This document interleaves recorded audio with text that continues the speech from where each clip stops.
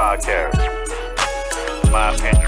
Podcast. All nine niggas. All right, we are back with another episode of In My Opinion Podcast. I got Rudy Ortiz to the right. How about that?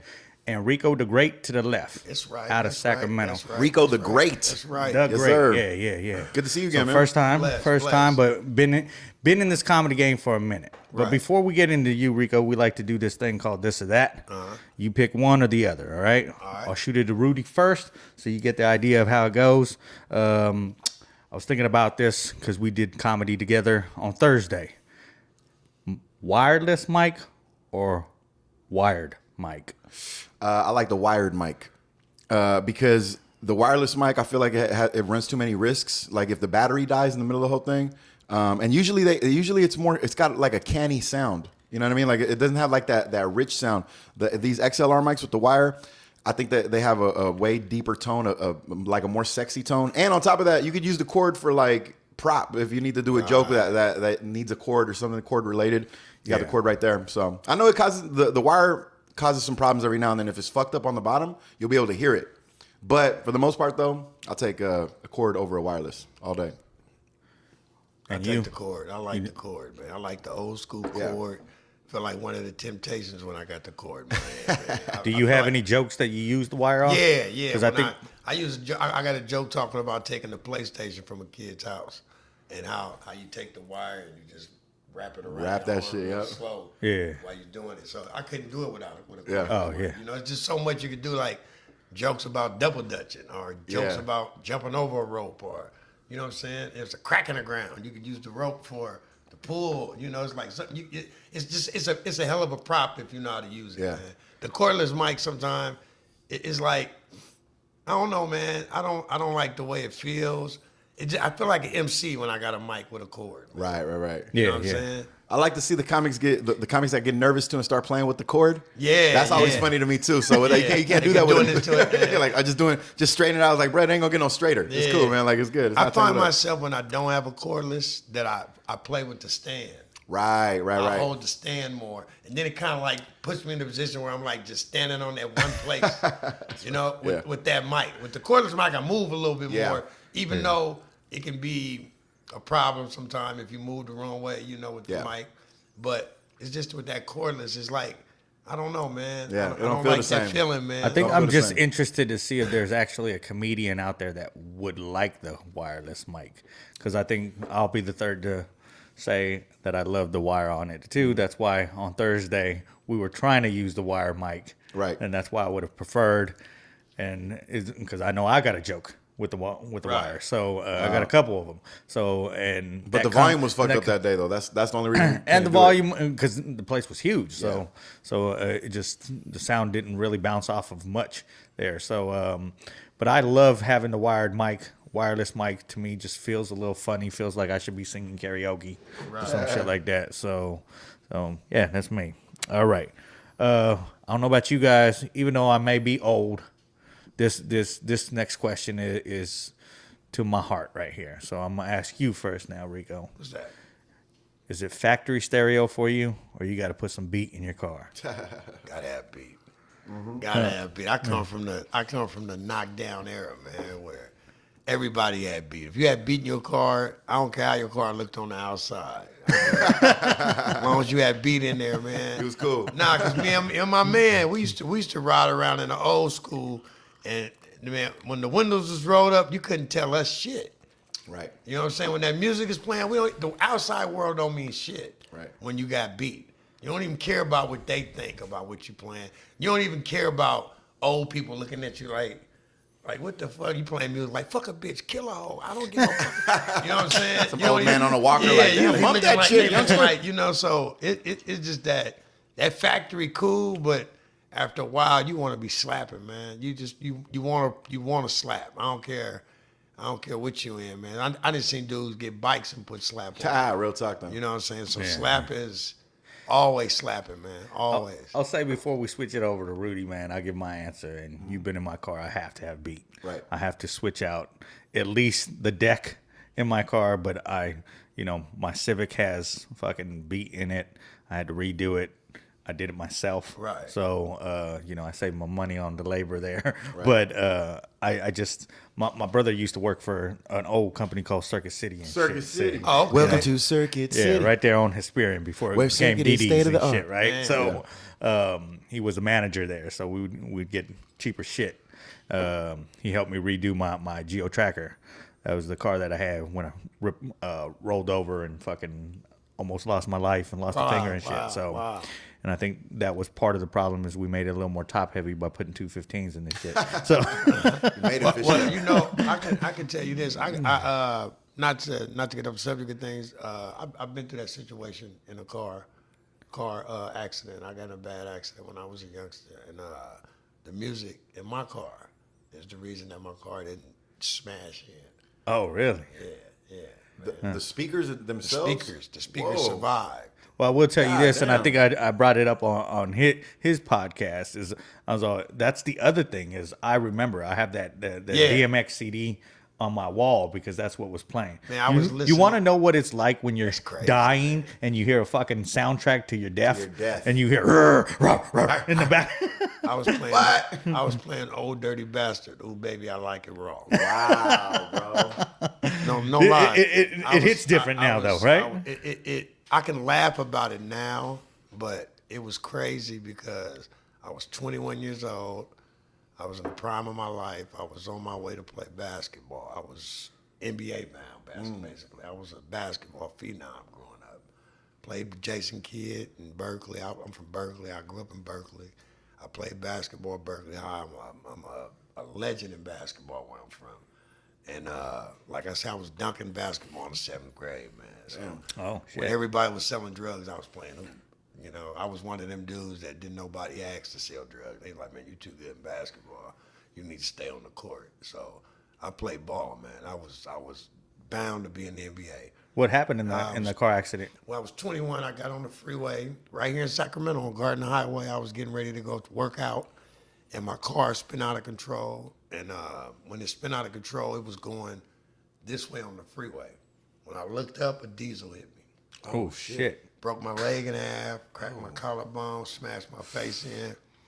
When I woke up, it was a dude standing over me telling me not to get up, not to get up. Don't get up, Rico. I knew the dude. And I was looking at him. I just kept looking at him like, man, what the fuck is going on? I can't believe this shit. I was up. I wasn't knocked out no more. I was up. I'm up. I'm hearing all the commotion. I'm hearing people move. I'm hearing cars stop. I'm hearing the ambulance come. And I'm hearing them cut my clothes and asking me questions. And this lady, I don't know, I don't remember her Was face. anybody else in the car? No, it was just me. I don't remember this lady's face. I don't remember, barely can remember her color. She had a long dress on that had flowers on it. That's all I remember. And through all this commotion, I could hear her voice say, "Can I pray for you?" Wow. And I put my arm out like this, and this woman prayed for me, and I never seen her face. This is why the people are cutting my clothes off me, and I'm telling them, "Hey, don't cut my Jordans. Don't, hey man, Right. no, this is really my attitude. Why this is going on? Don't, hey man, watch my pocket. No, why you cut my pants? You know, Yeah. I'm worried about this shit. And this lady is praying for me, like, and I don't remember words she said, but I know she prayed for me. Yeah. I went to the hospital. I was up the whole time. They were sewing my eye. I was up. I was up. I looked over and I seen the chick that I was messing with at the time. She was going crazy. And I kept telling people, don't call my mom, don't call my grandmother. They're gonna trip out. Right. Don't call nobody. So I'm up, you know. I'm Yeah. seeing people walk in the hospital and fall out. I'm like, what the fuck is going on? Man, I finally got a mirror and looked at myself. I had what you call a pumpkin head. My head is swollen up out the ear. My eye was messed up. And here I am, a young dude who never had a blemish on his face. Pretty boy Floyd type kid, you know? And instead of getting down, I sat in the hospital and I talked about myself. Because I come from a long line of cappers and people who talk shit. I talked a lot of shit about people, man. Yeah. You know, I was one of them dudes on the court, I talk shit. And I knew how to be funny. You know what I'm saying? So I talk shit, back it up, funny. So I knew me getting a scar on my face, these dudes was gonna talk about me. So I talked about myself. Yeah. I built my confidence up in there, man. And I didn't allow myself to fall apart, even though my whole world changed. And my whole world changed. You didn't after play that. ball after that? Hell no, man. I got into the streets and it was on, man. Yeah. It was on and running from there, man. I couldn't. There wasn't nothing else I could Now, do. do you mind if I ask you, and I bring this up because I tell people from my car accident, do Right. you remember, because I felt like I remembered the whole thing, but now, like I thought we were out there for 10 minutes. My brother was like, nah, we was out there 45 minutes before the ambulance showed up. Nah, and I then was- after that point, I remembered it like someone was taking pictures of the night Well, it was- because I was going in and out of consciousness. I remember the impact from getting hit, and then I just remember waking up and seeing the dude that I knew telling me not to get up. Right. Don't get up, Rico. Don't move. And I'm like, fuck, damn. I'm tripping. Like, 'cause all that's going through my mind is all the times I've seen accidents on the freeway, and I'm that guy now. Yeah. Yeah. You feel me? Yeah. I'm like, wow, I'm that guy. I'm laying, wow, you know. And then I'm hearing all this commotion from people, and then I see myself, and then I'm like, wow. And then to lay in that hospital and know that something that you love so much is gone Right. was a cold feeling, man. Nobody knows that. Nobody knows how that felt to lay in the hospital and know that everything you worked for as a kid, as a young dude, is just gone now. It's not because you messed up. It's not because you went to jail. It's not because you did something to somebody. Or you failed at it. You know, Yeah, it just got stripped from you. it just got stripped from me, and at that time I was the best I'd ever been in basketball. I know it. It showed. You know what I'm saying? And I question God. Like, why? What did I do? You know? Were And you angry? I was bitter. You know, I was bitter. I was mad. Because you're looking on TV and you're seeing people play ball that you used to play ball with. Right. You're looking at people live a life that you thought you should have been living. And other people thought that about me. You know, like, man, I thought you was going to be, I thought you was, oh, man. And then people that didn't know looked at me as a flop. How long did it take you to get over that? It took years, man. It did. It took me years because that led me into the life of the streets. I wanted to be a pimp. You know, I did it all, man. You got the voice for it, that's for sure. But see, I came from, to tell you the truth, I came from that life. My father was a big pimp. My father was an international pimp. My uncle was an international pimp. My auntie was a hoe.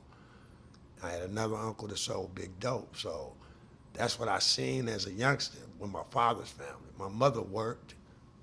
When I was in Berkeley with her, I went to school every day. I came on when the lights came on. I didn't have no problems. I was a young teenage kid who had a beautiful mother that went to work every day. But when I left her in the summertime, as I tell anybody, I went to pimp boot camp.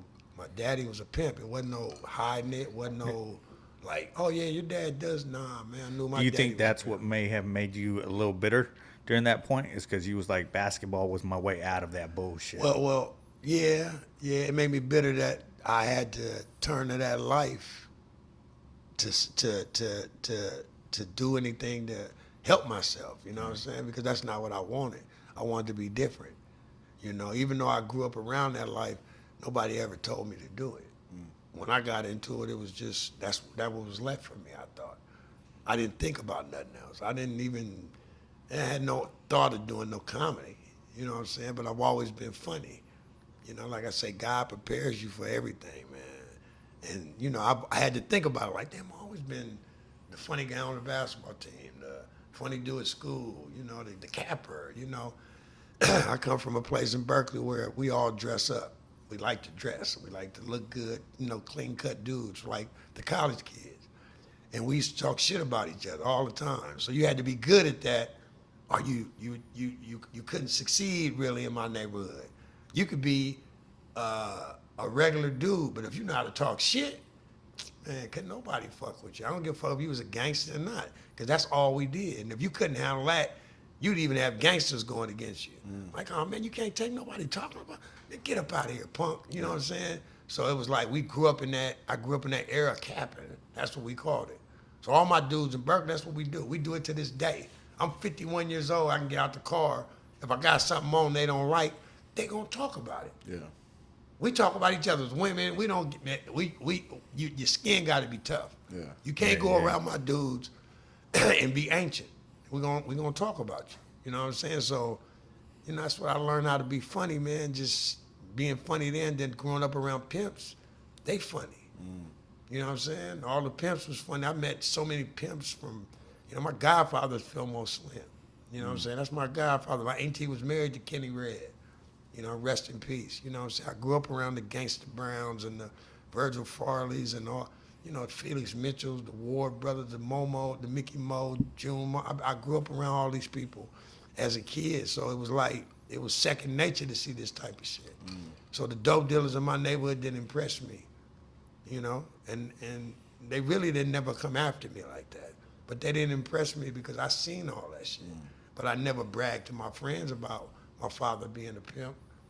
Everybody thought I was a square because I went to school, I played basketball, and those that knew me knew my father was a pimp, but I never went out bragging about it, you know? But when I come to Sacramento, everybody knew.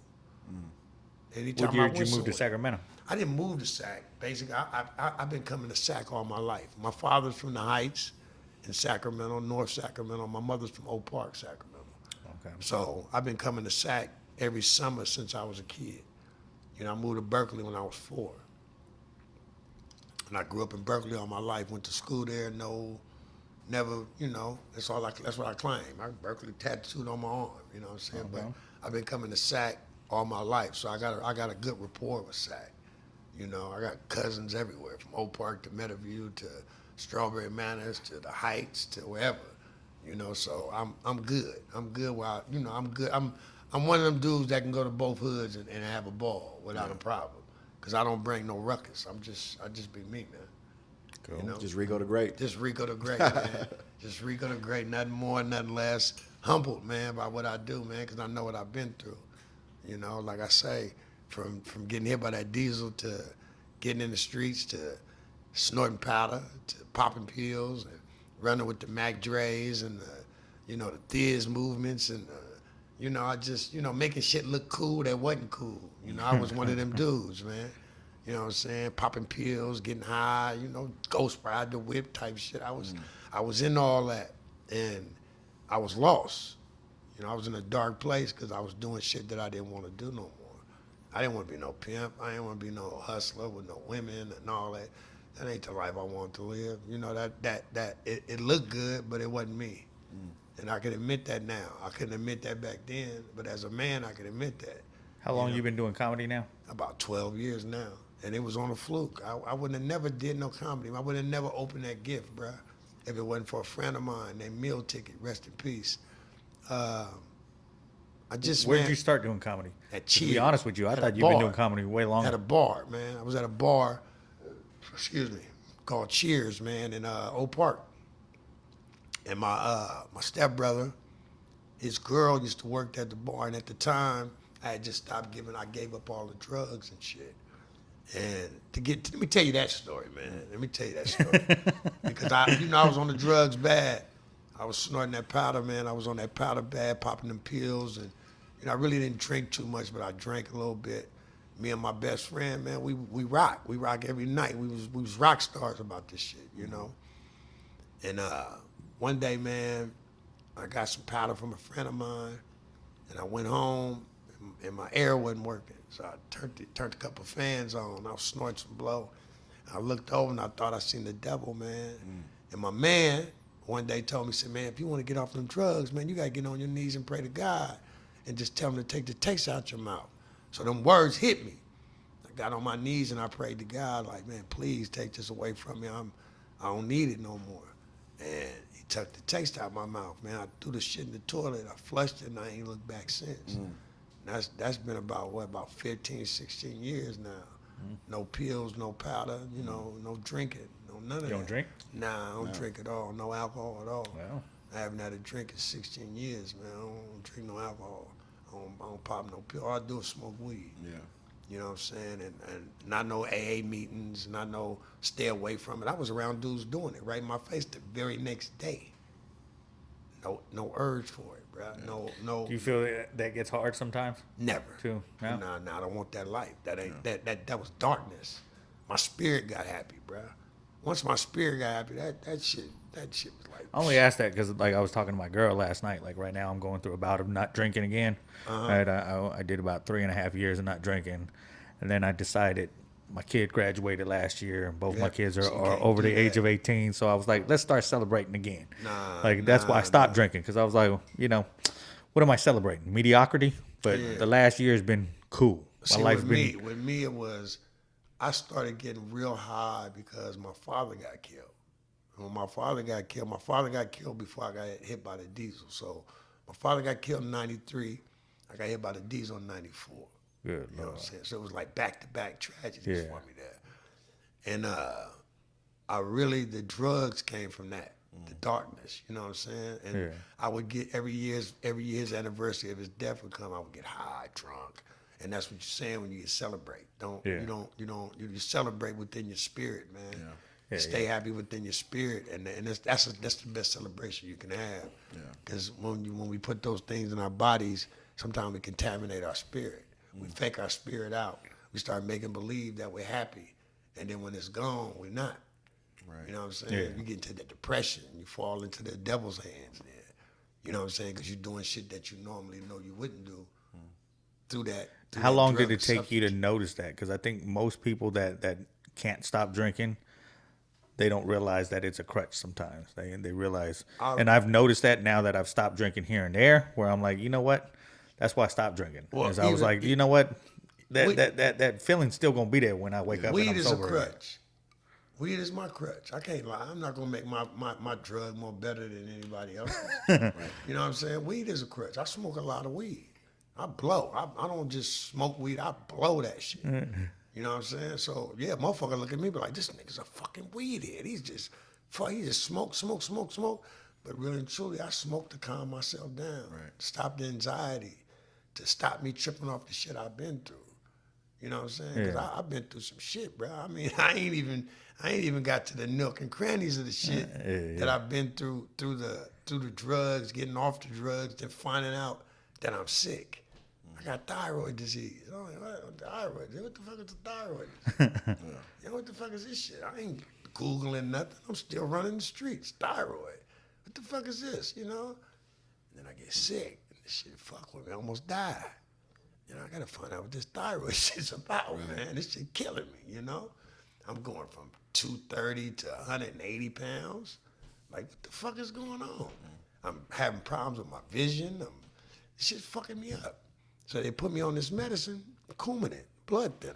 They want to make sure I don't get blood clots from having an accident. And you was drinking while you was doing that? No, okay. This is I was after be like, I stopped. Jesus Christ. This is after I stopped everything. This is Okay. like I stopped doing everything, man. I'm just living. You know what I'm saying? And I was doing comedy. I had just got into the comedy thing because, like I said, I go back to that. My nigga Meal Ticket, rest in peace, was running a comedy store, comedy place. You know, DJan, Andre Bailey, everybody was there. Everybody used to be there. It was a nice little spot. And after the shows, I would make everybody laugh. Meal Ticket, like, get on stage, do comedy. I'm like, man, I ain't no comedian, bro. Go on with that shit. I'm trying to fight it because I'm scared. I'm scared to get. I'm scared. I don't want to get up there. Nobody don't like me. Right. I can't handle that. My ego's too big. Right. You know what I'm saying? I'm Ricco. I'm Ricco Da Great before the stage. This is my street name.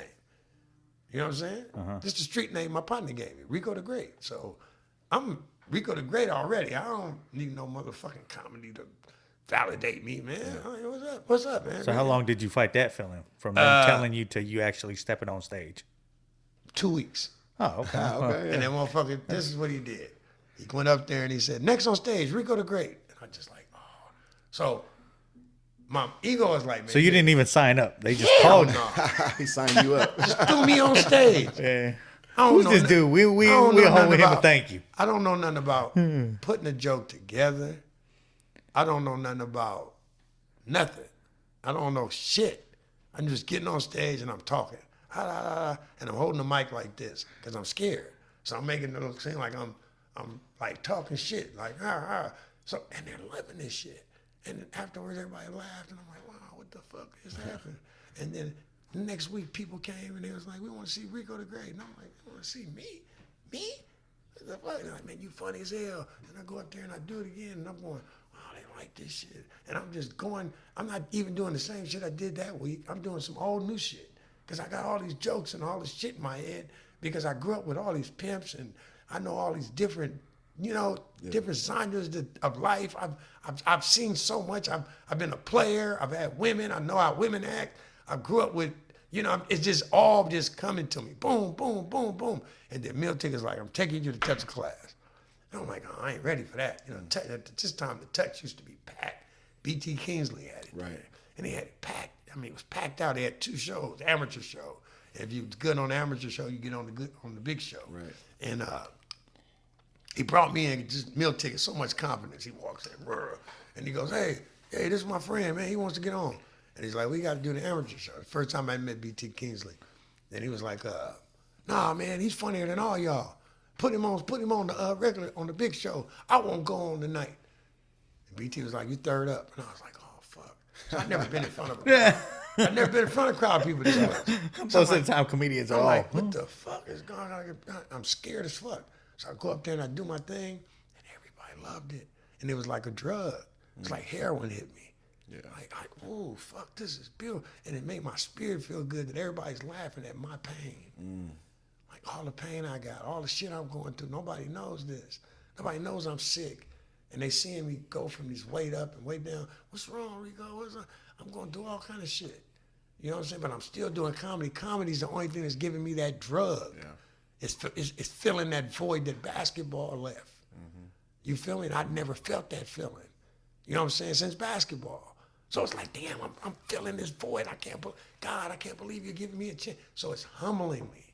Right. It's making my spirit happy. I'm starting to smile more. Therapeutic. I'm starting to feel good with $50, just like I felt when I had $50,000. I'm feeling good about me.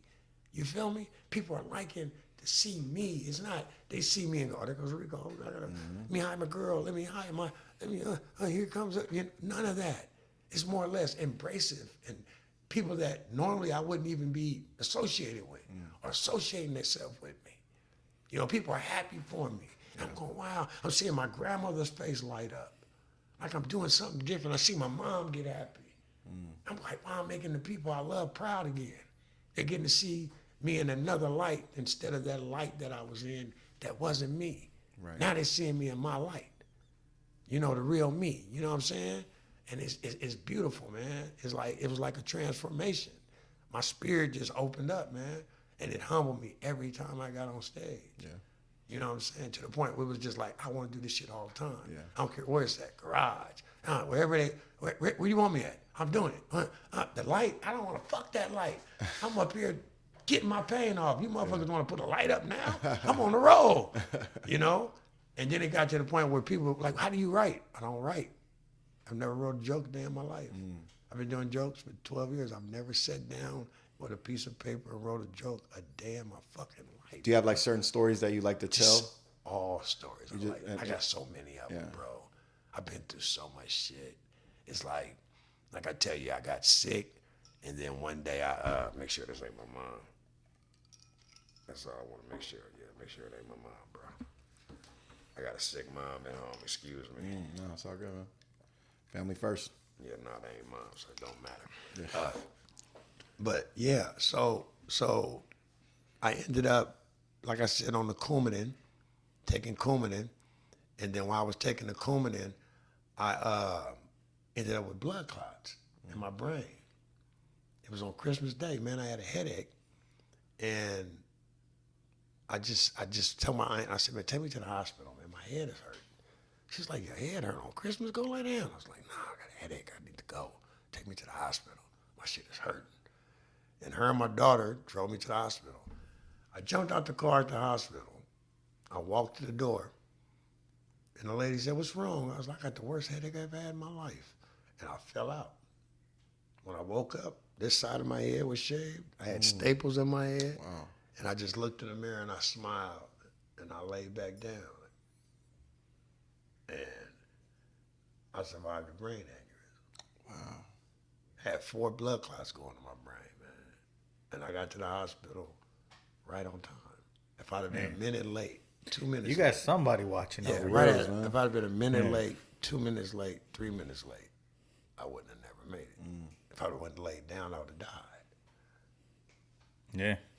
You feel me? Yeah. This is all.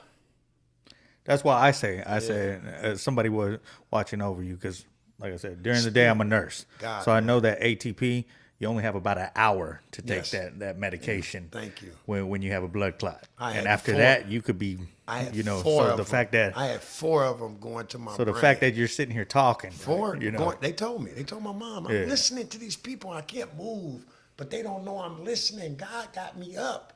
I'm listening. I'm supposed to be in a coma, but I'm listening.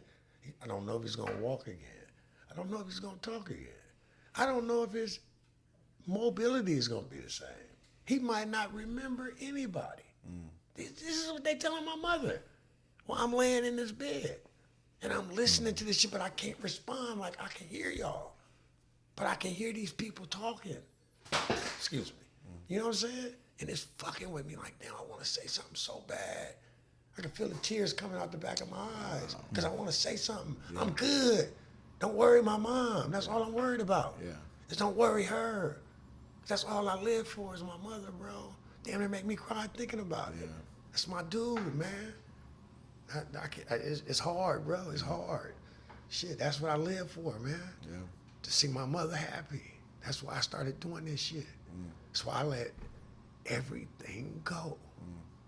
You feel me? That's real, man. You know? And that's like when I hear you talking about this stuff, and then when you go on stage, I can see how it could be so therapeutic because that you have an opportunity to just let it all out. Yeah, man. Sometimes as men, we don't have the mental places to go, and that's my mental place, man. People don't know what you go through, and then you get on stage and you make other people happy. And then you got to go home and deal with your thoughts, and deal with your sicknesses and all other shit, man. Did you see Dion Cole's last? Yeah, I seen that. It made me cry too because I don't know what it is to lose a mother, but I know what it is to have a mother. Right. You know what I'm saying? And I got a hell of a mother. And I bring that up because have you seen it? I haven't seen it, no. Well, the last like 5 minutes of it, he basically tells the audience, you know, I'm glad you guys enjoyed the comedy. I'm glad you guys, because I just lost my mother. I don't get to take the day off as a comedian. Right. I got to come up here, perform, pretend like my life is perfect. Right. And I'm going through my own shit. And, you know, seeing him perfect. break down, Well, look it goes like this because men, we've talked about this on the podcast. Right. We can't say that we're having fucking problems because that makes us weak. We can't go and try to get mental health fucking issues. My friend just called me before the podcast and was like, dude, I'm about to go check myself in. I'm going to hurt somebody if I don't. And I said, well, dude, it's probably that time. Like as dudes, we go through this shit where we've got to walk around with this pain and deal with shit. So I know, you know, I brought it up on the passes. I've had someone ask me, like, what kind of fucked up are you? And I was like, what do you mean? Well, you're a comedian, so something's got to be fucked up. Right. So, and I say 99 out of 100 fucking comedians have something wrong with them. We're weirdos. But we're weirdos that make we other weirdos laugh. Right. Yeah. You're a weirdo for laughing at my weirdo shit. Right. We're not weird, but we're weird. We're all weirdos. Yeah. You come to see a weirdo get on stage and tell you a bunch of shit that make you laugh. Right. So you can take your weird ass home. Right. We're all weird. It's I all finally, relatable. when I realized that, I said, I can't make every weirdo happy. Yeah. Every weirdo has a different kind of medicine. Yeah. So my medicine might make a bunch of other weirdos happy, but it's that one weirdo that's like this. Ugh. He's not funny. Right. He reminds me of the guy that talks too loud. And, Right. You know, it's always a weirdo that's weirder than you're weird. So they don't understand your weirdism. Yeah. You feel me? Yeah. So you're not funny to them, but it's 50 other people saying, because they understand your weirdism. You feel me? Yeah. I'm a weirdo. I know I'm a weirdo. The shit I think about, I know I'm a weirdo. Right. But Some of the shit I want to that's say. where the comedy comes from. Some of the shit I want to say, I'm like, I'm weird for that. Fuck. Oh my God. You know what I'm saying? And somebody's gonna be out there who's gonna think it's funny. But to reflect what he's saying, that what Deion Cole said about getting on stage and going through the thing. I remember my grandmother died on Halloween, and I had a show that day. My grandmother, this is the woman I treasure, my superhero. And I went on stage and I had one of the best shows I ever had because I learned to take those things, those spirits with me on stage. Yeah. You know, to keep them spirits happy, I got to be happy. You know what I'm saying? Yeah. And that's why I don't get high and drink or more about my father. When my father's death, the anniversary of his death comes up. I don't do that no more. I stopped doing it because why would I want to destroy his spirit and mine? Right. You know, why would I want to keep sad about something that I have no control over in life? Mm-hmm. But to continue living and continue being successful is to keep his spirit alive. As long as his spirit, my spirit is alive, his is. As long as my spirit is alive, my grandmother's spirit is alive. Mm-hmm. Because I can always remember and think back on the beautiful things that I've had with those two people. Right. So instead of making it a bad day, I make it a good day.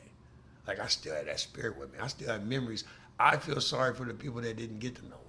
I feel sorry for my kids that didn't get to know my father. I feel sorry for my kids that didn't get to know my grandmother. You know what I'm saying? Because there was two beautiful, powerful people in my life, and I know they could have been powerful in theirs. So that's the only thing I get upset about now. But you know, to your point though, that's a really good point about keeping your spirit healthy and strong, because the people that leave us and move on, they live through us, but they can really only live through us if our spirit is in a healthy place. In a healthy place. If it's not in a healthy place, we dim, and then by proxy they dim too. We dim their light. Because that's why I love the Day of the Dead, the Mexican holiday. We got one called Day of the Dead. You celebrate and you remember all the people from the past because it's about remembering them, right? Because the idea is that the people remain alive through your memory. But to your point, if your spirit is fucked up, then your memory is going to be fucked up. And if your memory's fucked up, then they're gone. They're gone. They're gone completely. So you gotta have a healthy spirit in order to keep your loved ones alive. To not blacken yourself and doing the thing that we're doing, which is comedy, you gotta have a healthy spirit. Yeah. You feel me? You can't be on stage. I've had to tell dudes like, hey man, you need to clean whatever in your life because I can hear it in your jokes. Right. You got an angry joke. You're angry joking, man. You're like PMS comedy, man. You know what I'm saying? You sound pretty motherfucking stupid up there. Right. You feel me? And I used to tell dudes that, like, hey, man, you need to calm your spirit. And the best thing I ever did in my life is when I got out the hospital from having a brain aneurysm, I went to a therapist. I went seeing a therapist, man, and I sat down and I said shit that I never said before in my life to this man. And I felt comfortable saying it, and it gave me such a confidence and such a boost in my thoughts, and it gave me forgiveness. It made me love more. You know what I'm saying? It made me even love my kids more. It made me love my mother more. That's why I cried thinking about it. Mm-hmm. I wouldn't have did that about 7, 9, about maybe 12, 13 years ago. I wouldn't have been crying like that about my mother.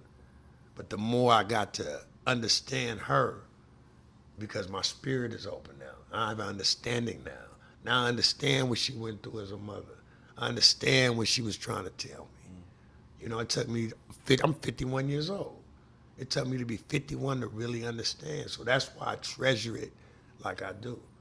You know what I'm saying? That's why I treasure my moms like I do. I didn't at first. I'm not going to play the role like I just been this hell of a treasuring kid, but I treasure my mother now more than anything because I know the value of being a mother. Because I see people that are not mothers. I see kids who grew up without a mother, that had a mom but not a mother. Mm-hmm. You know what I'm saying? It's the difference. You know what I'm saying? My mother was a mother and a mom and a friend. Right. My best friend. Ain't never turned her back on me, ain't never turned me away, ain't never went against me or nothing. My best friend, man. You know what I'm saying? Ain't never hated on me, ain't never, none of that. You know what I'm saying? Like I tell any kid, man, the closest thing to God's love you can get on this earth is the love of a mother, real mother.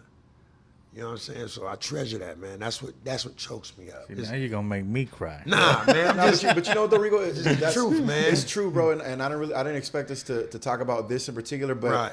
I feel where you're coming from in terms of appreciating your mom like at this point in your life, because it's hard to do it when you're young. I mean, you Right. live it. You live it, and your mom will always feed you the love, but you can't really understand it until you take a step back from your own life and think maybe some things have to happen to you, and then you realize something. Because it's, to me, when I'm hearing you talk about your mom, I'm always thinking about my mom, because Right. I treasure my mother as well. Right. But I feel where you're coming from, because at some point you got to look at your mom. The way I look at my mom is like, I didn't realize that my mom's love was, I compared a lot to the ocean. Right. It's like when you stand at the edge of the ocean, it's a beautiful experience, because number one, you realize how huge it is, right? And how everlasting it is. But then it's also very humbling too, because you understand how much smaller you are than the ocean. I look at my mom now, and I think about her love, and I'm like, all my life I've been just enjoying the benefits of her loving me, but I didn't realize like how big it was. How big it You know was. what I'm saying? Until I Right. stood at the edge of the ocean, and I was like, oh my God, now I see it's everlasting. It's everlasting. There's man. no end to it. You know what I mean? no And end so to I couldn't agree with you more when you talk about the closest thing to God's love is your mother's love. I mean, Right. because she's really our connection to the divine. It It really is. The biggest connection you got to the divine. Yeah, you and know? it's a very humbling thing, and I think there's a lot of strength in that. Right. There's a lot of strength in understanding that. Well, it gives you a lot of strength to understand it. Then it makes you look at the world a little different too. You know what I'm saying? It makes me look at other mothers different. You know, it makes me want to help. Mm-hmm. You know what I'm saying? It makes me want to be that guy that makes that mother laugh, or that woman laugh. I love to see women happy. Right. You know what I'm saying? I don't care what race, any race. I mean, I want to see you happy, because I know as a mother what you go through. And then, like, I'm 51 years old. My mother can't sleep unless I come home. You know what I'm saying? That type of shit still. Yeah. You know, I can't go to bed until you come in the house, you know? Just to I never treasured that when I was young. When she tell me that I was young, I'd be like, man, Yeah. look at that shit. And it's a trip, man, because now at this point in my life, I do look at it like my role now, with both of my parents, really, because I'm blessed. I still got my dad, still got my mom, and so I feel very fortunate about that. And it's like I look at both of them, and I say to myself, right now, my job from here on out is to serve them. Right. That's my job. Right. I can never pay them back. Right. Never. But what I can do is Never. my job is to serve them. And I think about this a lot. Sometimes, I don't know, kind of going back to being a weirdo, maybe like to be a stand-up comic, you do kind of have to be like a glutton for punishment a little bit. You have to kind of Right. you kind of want to like inflict some pain on yourself every now and then examine Got to, it. yeah. Sometimes I think about my parents, and I'll say to myself, I see a lot of my friends, their parents passed away. And I think about, okay, one day that's going to happen to me. Right. But here's the way I look at it, though. I'm starting to develop this idea. And my idea is, it's my honor to march with them all the way to the very end. Right. So it's like, of course, it's something that, in your heart, you don't ever want to see that day, and you may fear it a little bit. But knowing that I'm here to serve them, and it's my ultimate honor to go all the way to the end with them, that makes it a little easier to do it. I don't mind giving up my day. I don't mind giving up my nights. I don't mind giving up anything for that. You know what I'm saying? So a lot of times I don't do a lot of shit because it's about moms. You feel me? And it's just real, man. It's like when you think about how good she's been, I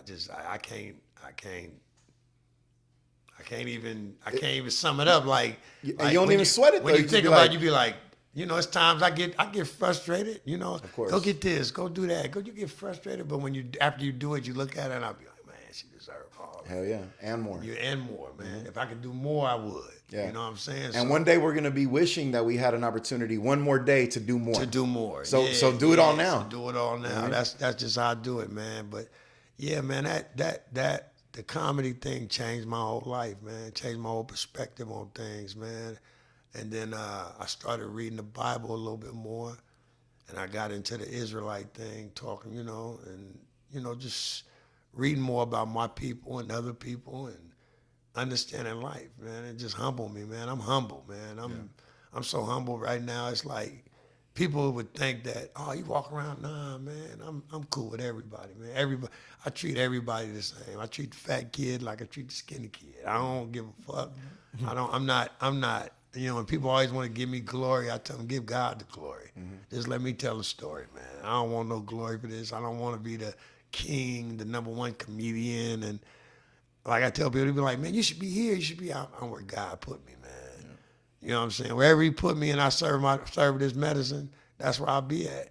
Maybe I'm not in this game to be rich. Maybe I'm in this game to make somebody happy. And I know I've done that. You know what I'm saying? I made the people that I love proud of me.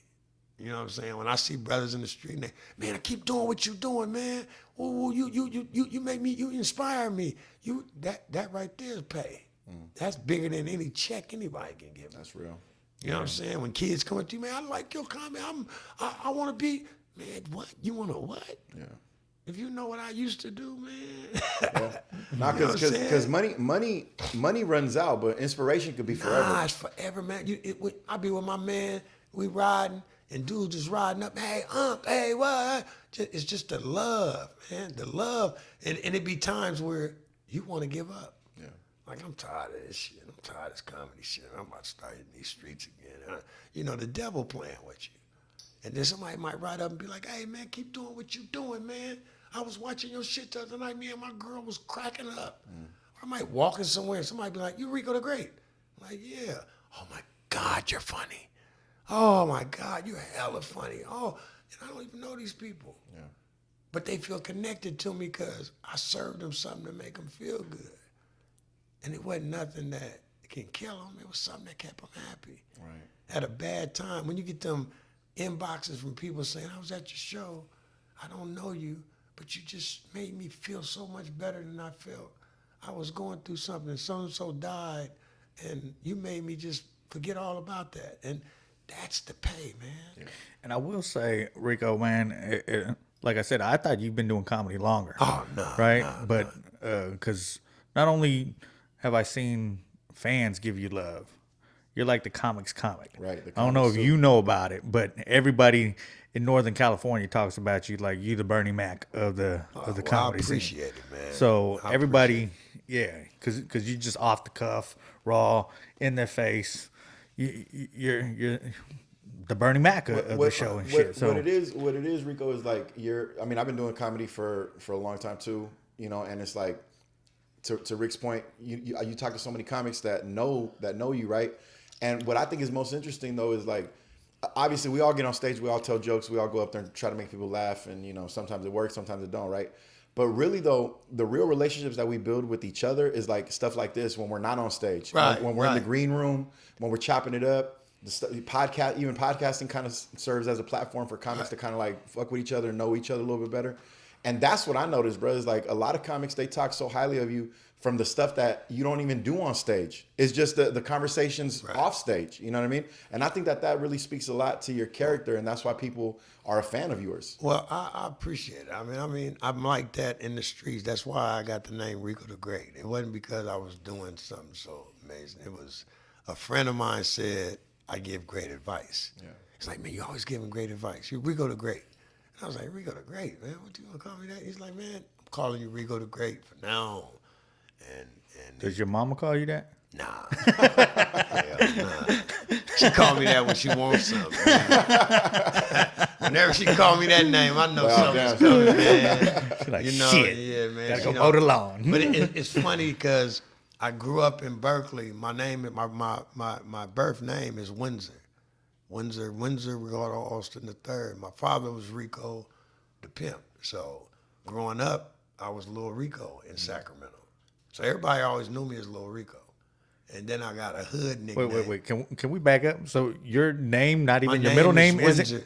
My name is Windsor Austin III. So it's not. There's no Rico in it at all.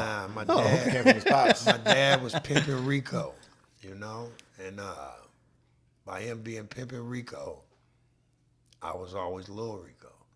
So me being Lil Rico, that's all they ever known. So my dad went by pimping Rico all his life. My dad was pimping at 17, 18 years old. So he was young in the game. And I mean, shit, I just always, wherever I went, somebody knew my dad. So it's like I would go to somebody's house, you know, I'm a young dude with a basketball. I might meet a girl. I go to a house and people would know your family back then. You know, people knew families because, you know, everybody knew each other's family in the area you lived in back then. So, you know, people like, hey, man, who's your family? And I'd be look at them, and I'd be like, fuck, here we go. And I'd be like, I'm related to the Austins. The Austins? You know, my family name is like big in the North area. Yeah. You related to the Austins? Well, who's your dad? And I'd be like, Rico. Pimpin' Rico, your daddy, man. You know, it just be a whole different vibe. You know, like when people found out that was my father. Yeah. You know, you go somewhere, I be playing basketball, and my father like, who you related to, man? I'm like, I relate to the Austins. My uncle was a good basketball player, and they'd be like, oh, who? My Uncle Eric. You know my Uncle Eric? They're like, yeah, well, who's your dad? And I'm like, fuck. My daddy Rico. Pimpin' Rico, your daddy. You little Rico then, huh? Yeah, little Rico, man. So it was a stigma that always on top of my head, you know, like I'm the pimp son, you know. Yeah. So it never affected me in any kind of way. It never made me look down, because my dad was a hell of a dude, you know. So it wasn't like it was like a bad thing. So I didn't look at it like other people looked at it. It was normal. Like my dad told me, you're gonna grow up feeling like an alien, because what's normal to you won't be normal to other people. Right. So I was taught shit young, man. I wasn't no holding back shit. My daddy get high, drunk, come in the room, talk to me like I was one of his pimp friends. I mean, at 8, 9 years old, you know, I learned shit straight off the front porch, what not to do and what to do, and get checked about it. Never got my ass whooped, but I got checked. Come here, let me talk to you, man. And the real grills, you know, like grilling. Like I get grilled like a grown person, you know, about the little shit, you know. But it made me stronger as I got older. I started seeing shit better. You know what I'm saying? I knew shit that other niggas didn't know. So was your life a little bit like hearing it sounds to me like Richard Pryor. No, not like a Menace to Society. Was it Anthony? Was Jada's little kid? See, Menace to Society, my father was a gangster and a pimp and all that, but it was more or less lavish. You know what I'm saying? It was lavish shit around you come to my grandmother's house, it was Cadillacs, Benzes, Rolls Royces, and limousines outside. Wasn't no regular pimping, man. Wasn't no like these dudes pimp just a little bit. Nah, my uncle fucked with Jane Kennedy. You know, my uncle had action at Shaka Khan. You know, my uncle started Anaheim, Reggie Rose. You know what I'm saying? I like I said, my godfather's Fillmore Slim. You know, my auntie was married to Kenny Red. I know all the pimps. I don't just know about them. I know them and they know me. Right. You know what I'm saying? So, yeah, man, I wasn't never no low budget shit. So it wasn't never, hell no. It wasn't never, you knew my pops. You knew my auntie. You knew my uncles. It wasn't no halfway like, oh, they was little. Nah, hell nah. It was big pimping going on around me. It wasn't no lowercase p's. It was big pimping, like real big pimping, like no watered down shit, bruh. I mean, I seen women get their ass whooped. I seen it all, bruh. I seen it all. Then I'd leave there, go home to my mom, and have a normal life. I'm talking. You said that was your summers. That was my summers. Yeah. Spent right there in Sacramento, right in North Sacramento, in the Strawberry Manors. My grandmother's house, 135. From what to what age? From like 5 all to... my life. From the time I was a kid, from the time I was 2 years old to the time my grandmother passed away. So my grandmother lived in the house 40 years. So for 40 years, I've been coming back and forth to Sacramento. And was it two different lifestyles? And I asked this because again, Rudy's parents are still together. And right. Shit. My parents, it kind of mirrors the same shit. I remember at like my mom's house, we had rules and shit. Yeah. And then I go visit my father on the weekends sometimes, and he pull out his mirror, and then take out some shit. Some white powder and some, and so we'd see like night and day. Okay, you know what I mean. This. So my grandma got 9 kids. 9 kids, man. My aunties is 7 years older than me. My father, I got my father, my uncle. Both my father and my uncle, both major pimps. My aunties are one. My other uncle selling big dope. I got an uncle that's 4 years older than me, and I got numerous cousins. And we all growing up under this house where everybody comes to my grandmother's house to come meet, kick it, whatever.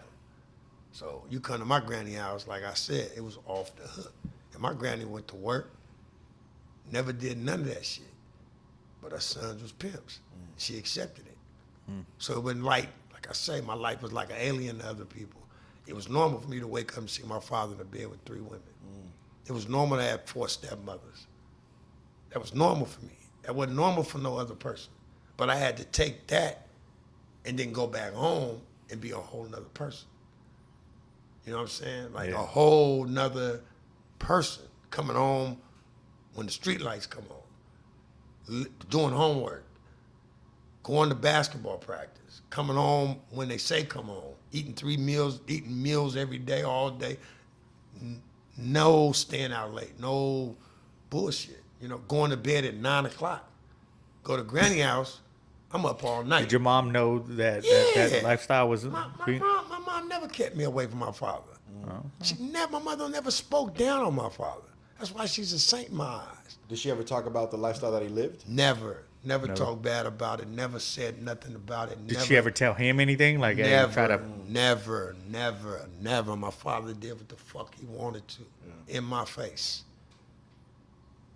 When I was 6 years old, went to Great America for the first time, went with my father and his 3 hoes. It was normal, bruh. I'm telling you. It wasn't out of place for me to ride down the Hostro on the armrest of my father's Cadillac. That was normal for me. Other niggas, that wasn't normal for them. It wasn't normal for my friends. They couldn't come to my grandmother's house. They'd have to go across the street and, hey, come over here. Well, why you can't come over here? Because it's pimps and there's prostitutes over there. Or it's dope fiends at your house and nobody's tripping off that shit. You know what I'm saying? So, I mean, it was normal for me, but it wasn't normal when I went back home. I had a stepfather, a mother, who went to work every fucking day and made sure I had everything I wanted. I had a little sister that went to school every day. We had everything we wanted. We ate. Normal life, no drugs in the house, none of that shit. Maybe an argument or two with me and my stepfather or my mom, but no violence, none of that. You know what I'm saying? But when I left that motherfucker in the summertime and I came to 135 Danville, I got cousins gang banging. I got motherfuckers selling dope. I got an uncle on dope that's damn near my age. You know what I'm saying? I'm seeing it all. You know?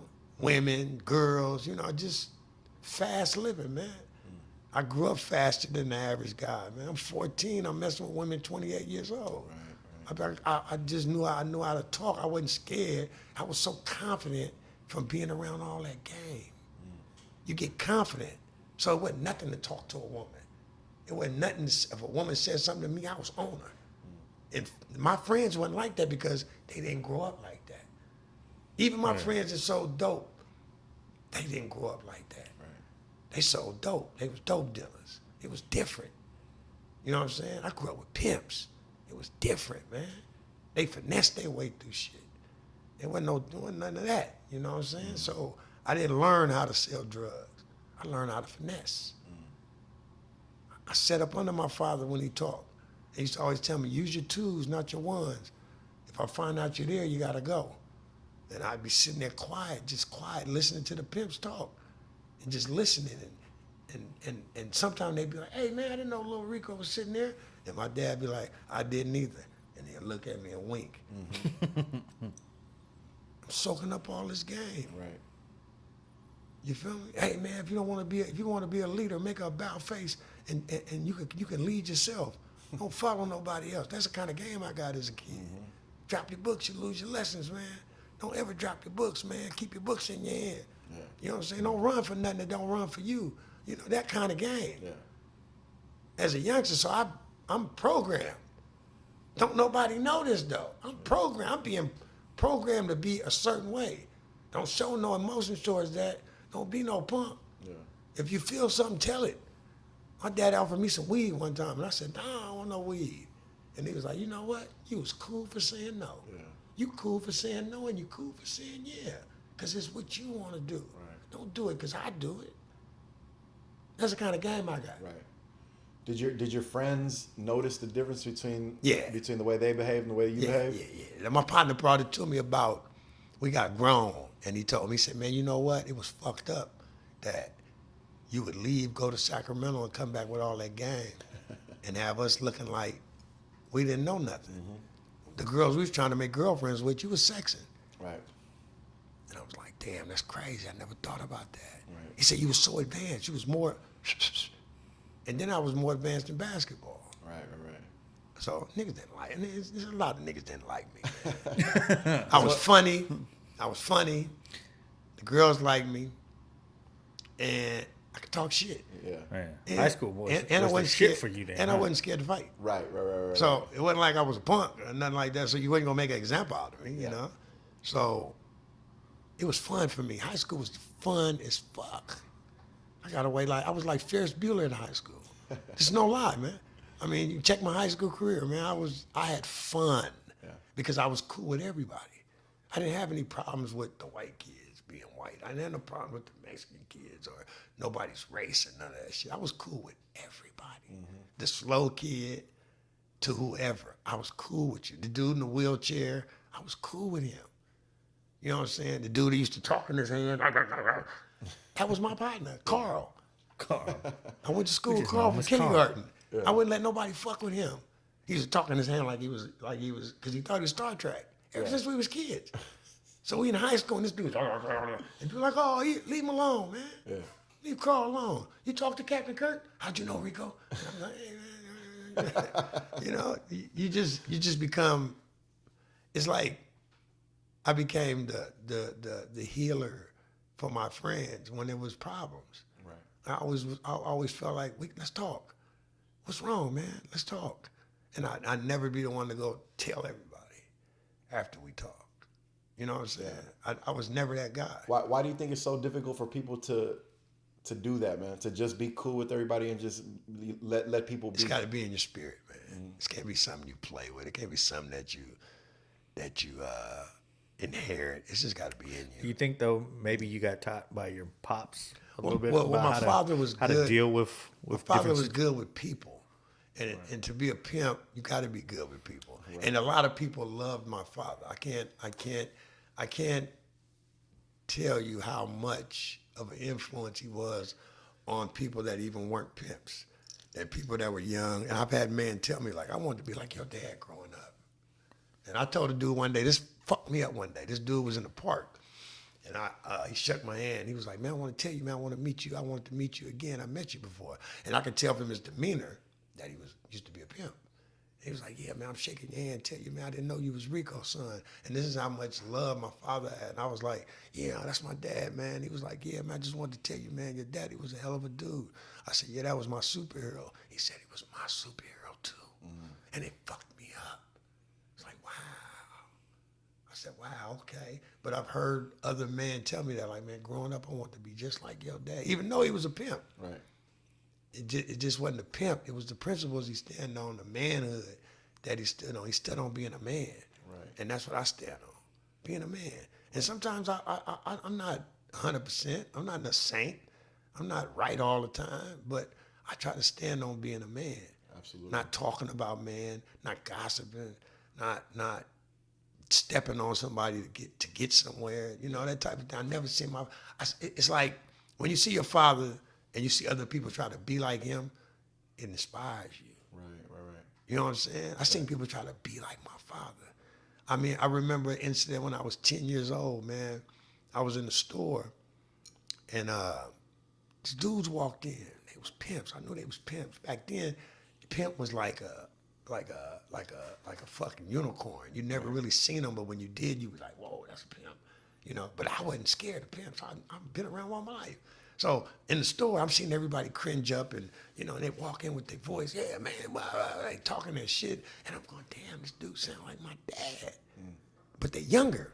And he got this diamonds on, he chill, yeah, get the Hennessy, man, there's pimping. And I'm going, damn, man, this guy sounds like my father, man. He's gyrating like him and everything, you know? Yeah. So I go to him and I go, hey, excuse me. I said, you know my dad?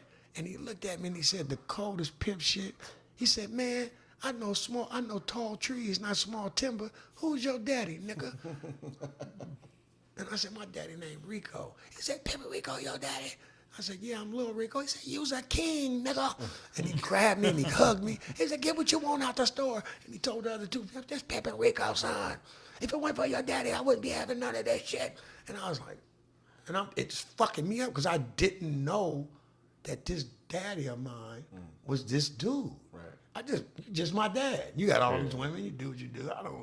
I don't look at you like no. I don't know why all these people are treasuring you and running around you and want to sit up under you and all that. I don't. Doesn't make any sense to me. Yeah. You're just dad to me, because it's normal. Yeah. It's not fucking with me because I've been knowing it since a kid. When my dad didn't show up, I knew why. You feel me? It wasn't like a disappointment. I knew. And that's what made me strong. It didn't disappoint me that he didn't show up. I knew. Like my dad somewhere, doing his thing. You know what I'm saying? And my mom would tell me, don't get upset. I'm not upset. I know what's going on. I know what's going to happen on the back end. You feel me? My grandmother's going to have to pick me up. But I'll be there. And I'll be around my peoples. You know what I'm saying? Yeah. So it was never a problem, man. That's a trip, man. Do you think some things that are foreign to other people is normal to you? Normal to me, That's man. It's incredible. normal, man. It was normal for me to see pimps and prostitutes and Do you think your relationship was like that with your dad because your mom was so accepting of the way he was? Yeah, hell yeah. And it sounded to me My like mom never talked bad about my father, regardless. They never was really together like that. My mother was a square, man. My father was a street nigga from the day he was born, he said. And he met my mother in a club. They got together. They was cool. My mother wanted to join the Air Force. And she didn't want to give me up because you have to write over your rights to your child. And she didn't want to do that. So she ended up meeting my stepfather, and they moved to Berkeley when I was 4. My mother and father weren't really together that long. My father got into the pimping like right after I was born. You know what I'm saying? Okay. And my mom wasn't with it. She was, I'm not with trying to, why you pimping? I'm not about to just be raising no kid while you pimping. No. So mom's got her way away from him. And they always had a strong relationship. They always loved each other. It was never a bad thing said about each other, ever. I never heard my father talk bad about my mother. I never heard my mother talk bad about my father, regardless of what life he lived, how he lived as a pimp. He never talked bad about my mother. He never fucked that bitch, none of that. None of that shit about my mother, ever. And my mother never talked like that about him.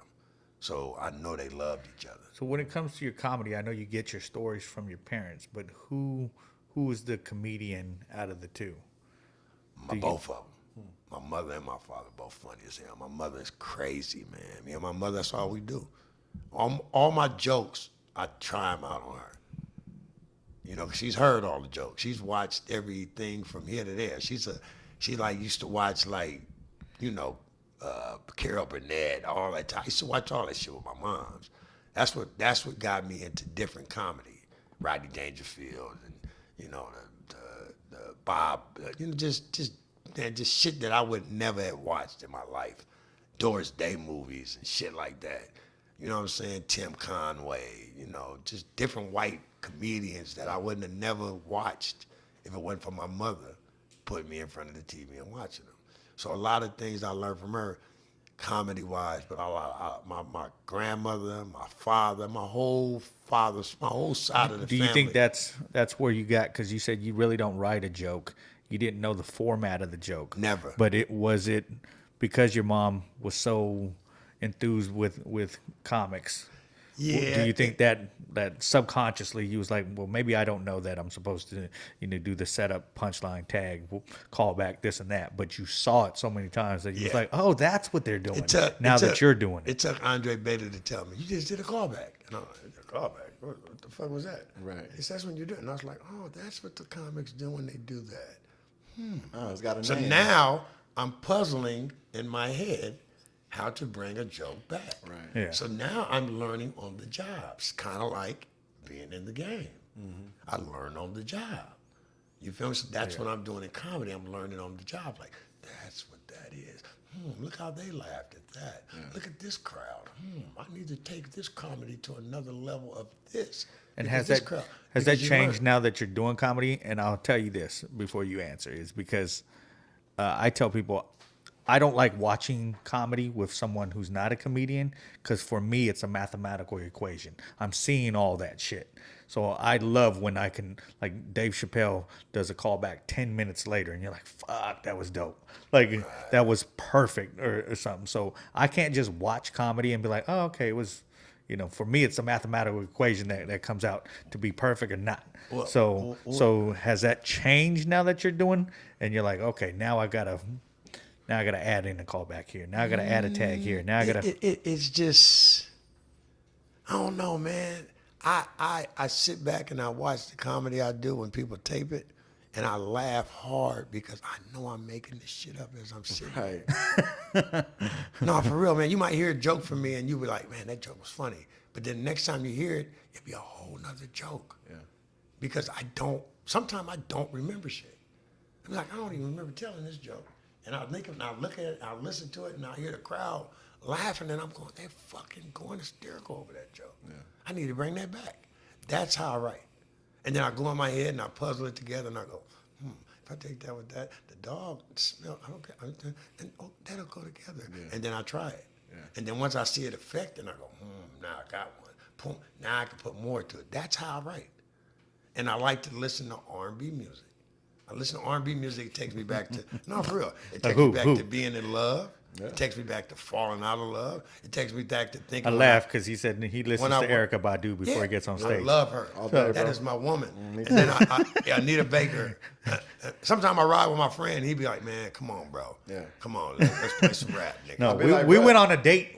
I took him to go watch Erykah Badu. So, beautiful. And it was a fucking dope ass show. And that was dope. And I tell them, it's funny that you're saying that, man, because I always tell comics, or people will ask, like, oh, what do you listen to in the green room? I'd be like, well, honestly, bro, if it was up to me, I would just be listening to R&B before the show, because I listen to R&B all the time, bro. That's all I do. Yeah. My dude, man, he'd be like, man, come on, bro. He'll take the thing and take over the ride, because he know I'm putting on Levert, right. I'm putting on Jodeci, I'm throwing on shit that reminds me of having a good time. Right. Because the thing is, it's funny that you mentioned that, because for me, R&B is like the perfect music because it touches your soul. And that's like, what else do you want music to do? It makes me tender. Yeah. Then it makes me like, I really was a sucker for that. you know what I'm saying? Like, I really was a sucker for that bitch, and I didn't even know it. It makes me think back to moms cleaning up. Right. It makes me think back to good times with family and barbecues. And I remember my uncle played that song. I remember when I met that one girl and I was playing that song. I remember I played that song in the background when I first met my baby mom. Yeah. Wow. I should have turned that motherfucker off. Right. You know what I'm saying? And it's like, what else do you want music to do for you? Than to make you reflect, it touches your soul, it takes you back. The rap music makes me want to sell dope again. So I want to pimp. I think I can get hoes. I'm like, sneaky motherfucker. Right. How's he getting away with it? Yeah. It's just, even with rap, I go back to Rakim, EPM. I love lyrical rap. Yeah. I love rap where you got to go, oh man, listen what the fuck he said way back then, and it's fucking shit up way now. I love old rap. My partner, he put me up on the new rap. That's the only reason I hear it. Yeah. Other than that, I wouldn't even hear I wouldn't give a fuck about what none of these rappers are talking about. Yeah. You know what I'm saying? Yeah, you can't understand them anyway. It's just like it has no fruit to it. Right. It's nothing to eat. Like, I hit the block, I spin the block, okay, all right. So you just rhyming. You can only spin the block and hit the block a couple of times before the police get you. You motherfuckers is not doing all. It's unbelievable now. You're going to be arrested by the second verse. I used to can believe in NWA. Like, oh, these motherfuckers, you could get away with that maybe. But even now, you know that you can't get away with shit NWA was talking about. Right. But these motherfuckers take it to a whole nother level. Mm-hmm. It's kill a hoe, fuck a bitch, everybody dies. Who's the newest rapper that you can think of that you'd be like, okay, I fuck with that. That's the type of that speaks to your soul. That's the type of lyricism that I can get with. It doesn't have Drake. Okay, yeah. Drake, because he makes good music. Right. I don't care if it's that. He still makes good music. Yeah. He can rap his ass off. Yeah. His rapping hasn't changed since he came in the game. Yeah. He can rap his ass off. I like rapping, man. Yeah, I think Drake would have been good in the 90s too. Yeah, yes, I think he would have been good in the 90s. That's what I look at. Yeah. Like, Drake would have been good in the 90s. He would have been super good in the 90s. Because his flow, J. Cole. Right, J. Cole's another one, yeah. You know what I'm saying? Motherfuckers that could really rap, that I can listen to and go, okay, I can get into that. Kendrick, yeah. And then sometimes he gets kind of off. He goes into another world. He gets real artsy with it. You need a mushroom or something to listen to him. You know, it's like, okay, what the fuck did you just rewind that back? That was cool, but how did you put that together?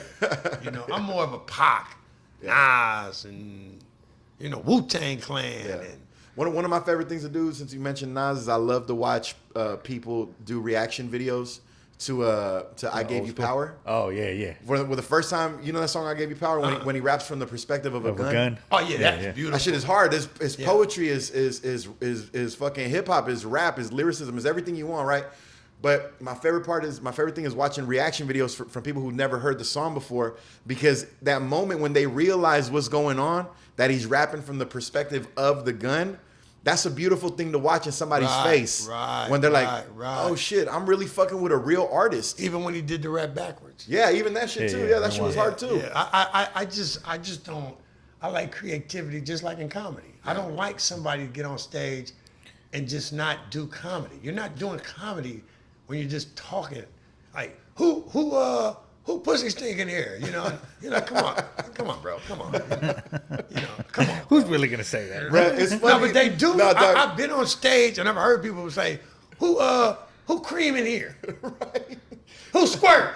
Bruh, And you be like this. And some comics, it worked for them. Yes. Bitch, I swear. Bro, that's the funniest part to me because as a comic, I'll be like, man, what the fuck? Who's pussy stinking? But then you look in the crowd and somebody will respond to it and you be like, well, I guess it works. I guess I'm gonna go up here and talk about stinky pussies tonight. You know what I'm saying? Because this is what these bitches want to hear. That's what they want to hear. And then that's funny. You be like, that fucks me up when I get on stage and I hear something come up. I be like, did he just say what I want? Which one of you bitches pussy stink up in here? Like, did this motherfucker just say that? And they go, this bitch right here, bitch. I knew somebody friend pussy stink. You know your friend pussy stink. Yeah. Your friend, what's your friend to sit on the couch and her pussy stink? What's that? If your friend pussy stink, wink your eyes.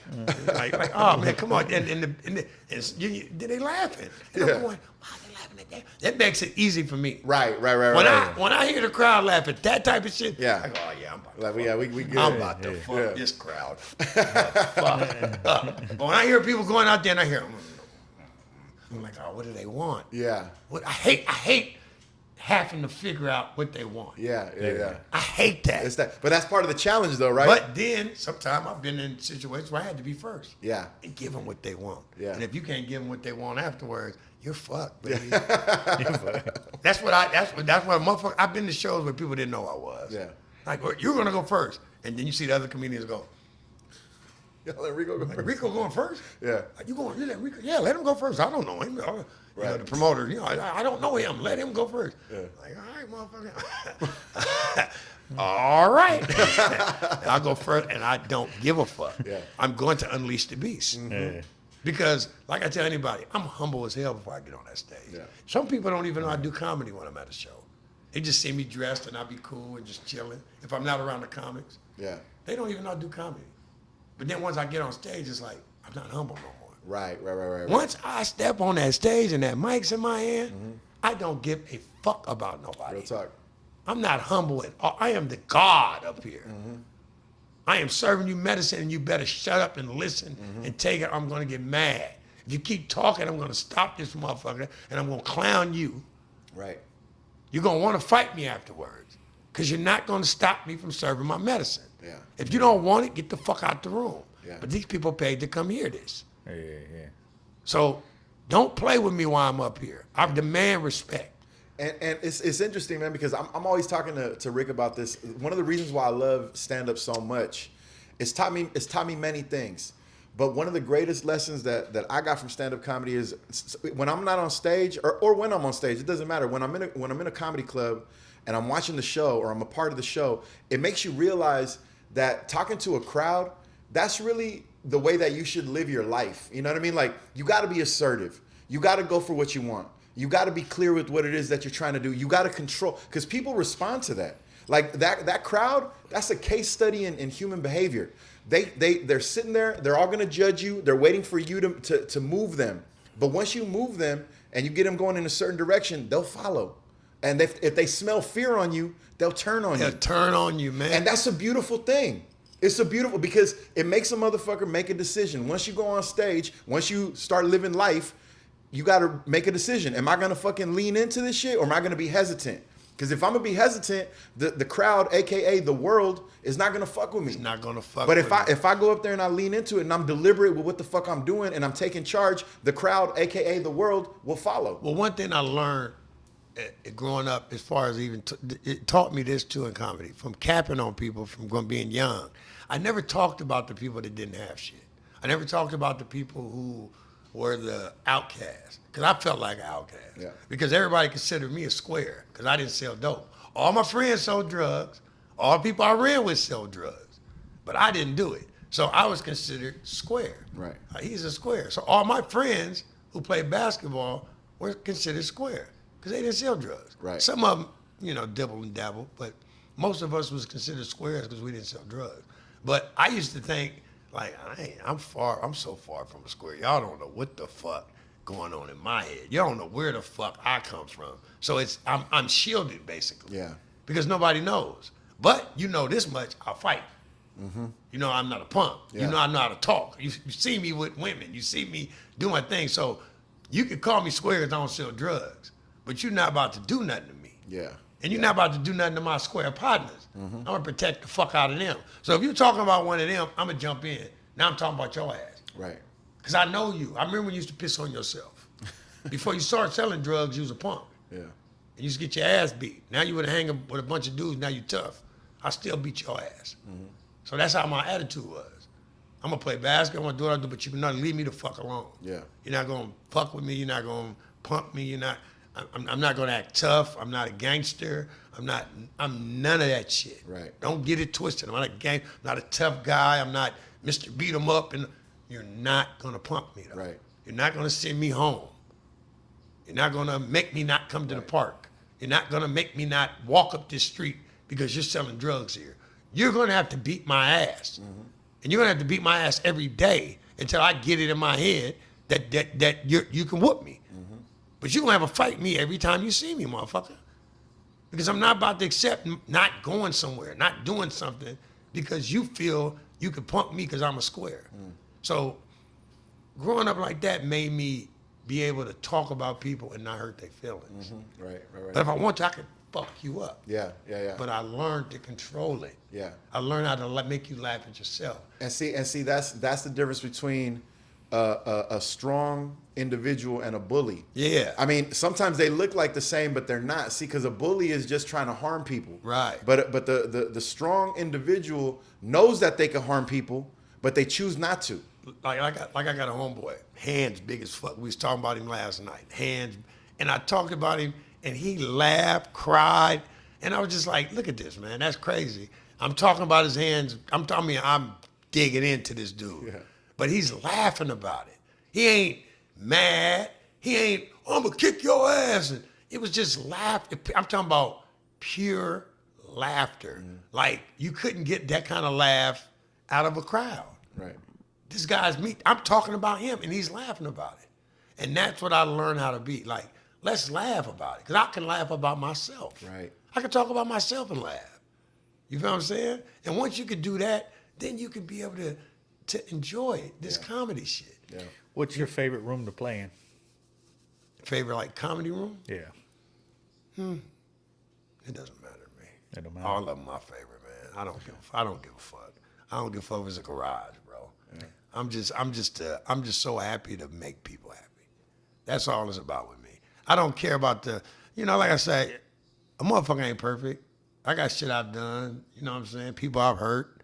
I'll apologize to them. And once I apologize and got the forgiveness from God, I don't care no more. You know, so I've done a lot of shit, man. I'm not no perfect motherfucker.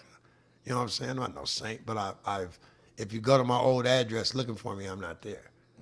I'm in a whole nother address with a whole nother bunch of furniture. I might have some of the same ways, but my furniture's different, my attitude's different. You know what I'm saying? And then people want to paint a picture of you that is not precise. And if you allow them to, then you don't have no control over your life. Yeah. So I don't care what picture people pay for me because I don't live for people no more. I used to.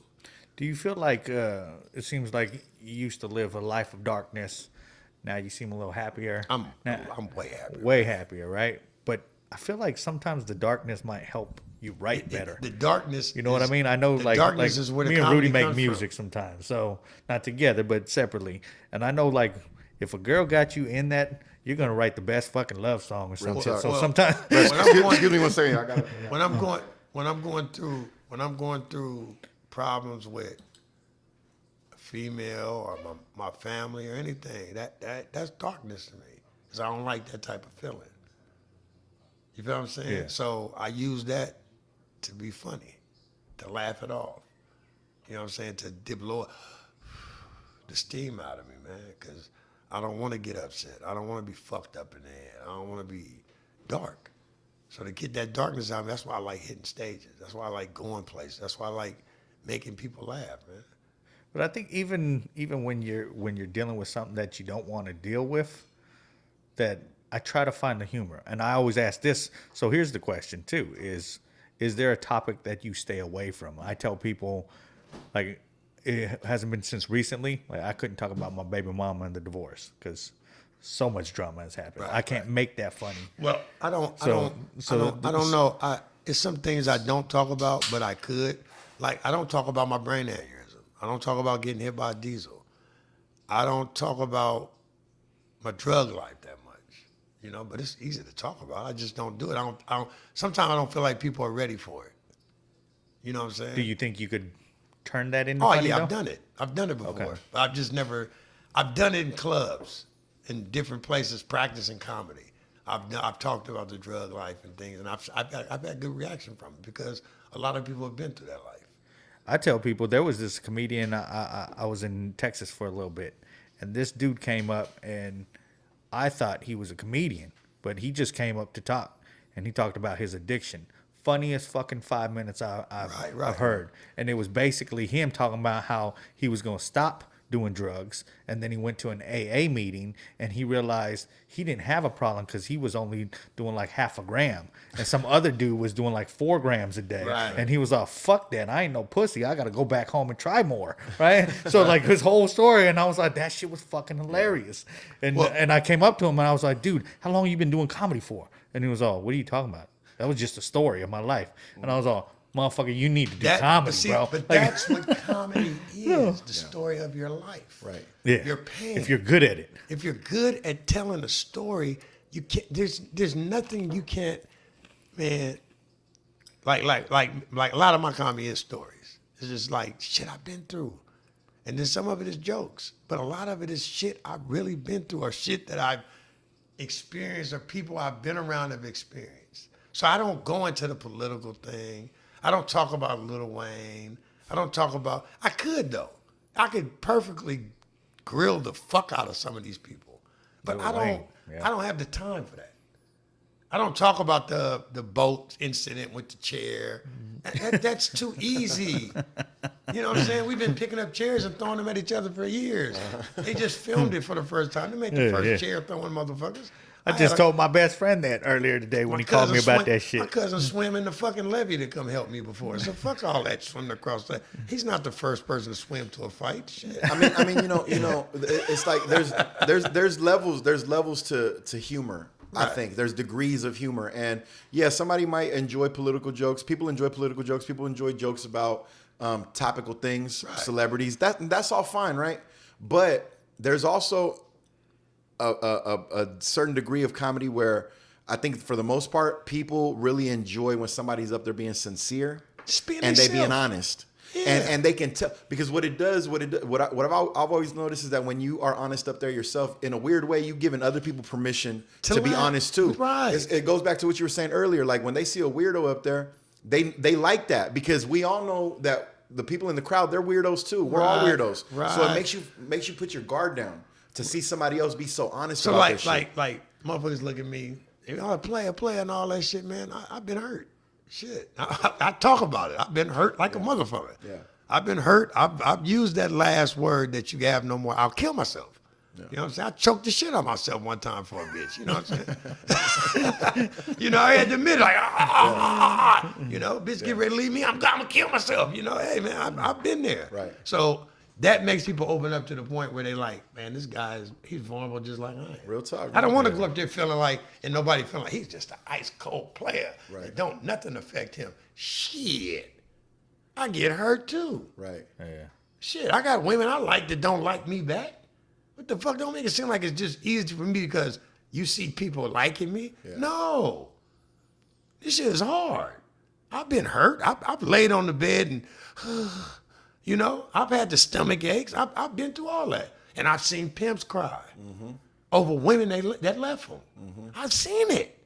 So all that, you don't get hurt and fuck a bitch. No. Any man that talks like that, you're hurt. Right, You're right. fucked up inside. Yeah, that might be a temporary feeling, Yeah. but that shouldn't be the when you forever. lay down by yourself. Yeah. It's not fuck a bitch, then. It's Yeah. I wish I could fuck that bitch, you know.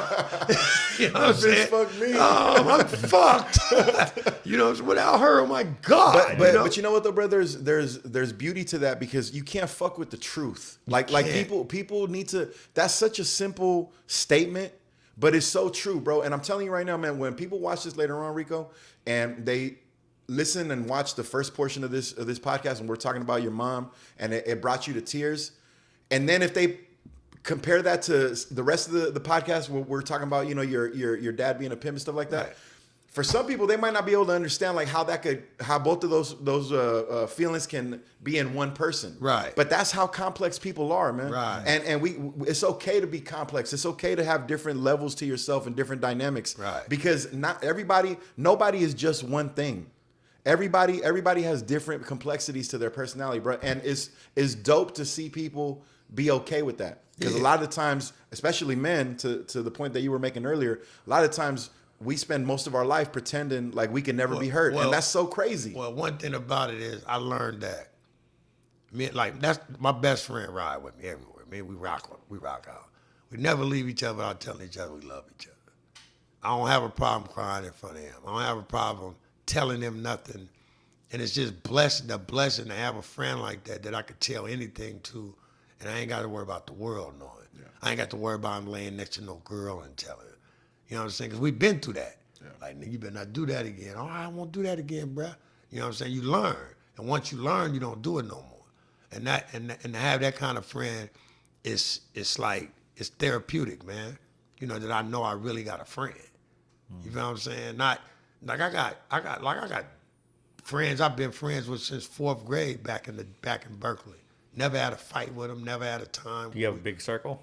Yeah, I got a big circle of friends, man. I ain't gonna lie, man. I go back home, I got it's about maybe 20 of us. We still rock. We go eat, we meet in front of our partner house. We've been meeting since 4th grade. You know what I'm saying? You know what but I got think I just seen you post a picture. Yeah, with all them Yeah, people. yeah. Them is all friends. Them is all, not blood, but them is all family. We all consider each other family members. That's what we call each other in Berkeley. What's up, family member? What's up, family member? So we all family. So when something goes down, we all support each other. You know what I'm saying? Mm-hmm. And it's been like that since kids. When I played basketball, all them dudes would be at my games. I did a show in Oakland, and I didn't know they was all coming. And to step out and see all your friends that you grew up with, that know you, and know you've been funny all your life, and to see you on stage and they excited about it, that shit feels, you can't beat that, man. I feel like guys don't share camaraderie among other dudes as much as like females do. Females will be like, "Oh, that's my girlfriend," blah blah blah, and I'm like, "That's the same girl you gonna fuck her man." And Well, I was shit. gonna say, man, but I said that's what I wanted to get out on this podcast at least, because I feel like dudes don't fucking do that for other dudes all the time. Like, yeah, we're boys and shit, but sometimes we don't do that. So, you know, now that you've done that transition and you've gone from darkness to lightness and doing this comedy thing and you're getting the support, what is next in the journey for Rico? Just more and more comedy, man. Just opening up more and more hearts. That's all, man. Making more and more people happy. That's it. I go through a lot, man. I got a lot. You know, like I say, my life ain't perfect, but my spirit is perfect right now, man. So it's like the shit that bothers me, it wipes off after a while. Because I put in God's hands. You know what I'm saying? So Do you feel like you're not getting? Because you kind of touched on it a little bit. But, Nah, but I'm not Sophia was getting- I'm walking not- in I'm not about getting it. I'm not getting it. I'm not your getting kudos my- from comics. nah. What do hell you want nah, from man. comics or the Nah, comedy man. game? Anything? Just a chance. Yeah. That's it. That's all I want is a chance. little Man. Just stage give me a time. chance. Give me a chance to put me on the stage with the big dudes. Right. And let me rock out. Let me see what I could do with them. Because like I say, man, God has blessed me to do things in front of people that I never thought I'd do things in front of in my life. And I prayed for things that have happened to me that I never thought would happen in my life. Never thought I'd do the Apollo. The fuck? Mm-hmm. A kid from Berkeley whose father was a pimp, his mother worked at Cal doing Apollo. A nigga who snorted powder and popped pills and ran around with his pants half off his ass. Is that the Apollo? Come on, man. Slick talking Rico, is that the Apollo? Doing comedy? Comedy? I'm not passing by this motherfucker. My name is in the lights. Whoever thought that? And the crazy thing is, I wanted to do comedy in front of Paul Mooney. So bad. I want to do comedy. I prayed to God, and I see my friends doing Paul Mooney comedy. I'm like, damn, I want to get it before he passed away. I swear I do. And the lady called me one day and said, you want to do this Paul Mooney review at Tommy T's? I was like, wow, I was shocked. But I didn't see him in the crowd. So I'm like, he's not even here. He's not going to hear me. I went on stage and I did my thing. Crowd went crazy. I got off stage, somebody grabbed me. And I said, it's Paul Mooney. He said, you're funny. You're very funny. And I looked at him, I said, wow, Paul Mooney just said I was funny. Fuck. And I'm thinking about God. Asking God to let me get in front of Paul Mooney. And I said, you did that. You made me in front of Paul Mooney. I can't believe I did. I'm damn near ready to stop doing comedy. Right. Because God, I can't believe you put me in front of Paul Mooney. Then they called me back again. They wanted me to do it again. And he came up to me after the show and he grabbed me again. You're funny. You made me laugh. I don't tell everybody they're funny. Yeah. Remember that. And the lady with him, she's like, he doesn't tell everybody they're funny. He's very hard on people. Yeah. He was like, you're very funny. Don't you ever stop. And I said, wow, Paul Mooney told me this. I went home and told my mom, like, Paul Mooney, I'm juiced. What did she say? She, you know, my mom smiled. Up to here smile, you know. So I'm sitting there one day and I go, damn, I want to do comedy in front of Bob Sumner, man. I want him to hear me do comedy to let me know if I sound like anybody or are my jokes like anybody else. Because he's been around everybody. Yeah. This guy's like the godfather of everything, you know, Def Comedy Jam, everything. So one day, Kurt McHenry, good dude, love Kurt. Oh, yeah. Shout Me out and Kurt Kurt, McHenry. Kurt have a good history together. Absolutely. And very good dude, man. Kurt calls me and says, hey, Rico, what you doing? I ain't doing shit, man. What's that? I want you to do the show. I said, how much? He said, 300. I'm 300. Where you at? I said, Antioch. I said, all right. And he said, but it's a clean show. Never did a clean show in my life. Right. I said, fuck, Antioch, $300 clean show. All right, I'll do it. And then I start getting that fear again. Yeah. When I first did comedy, like, I can't do comedy in front of clean people. I start having hyperventilating. Yeah. I'm like, I Can't say none of my so- favorite so I'm words. like, I'm thinking of anything I can do to make an excuse not to go. But my spirit keeps telling me, go.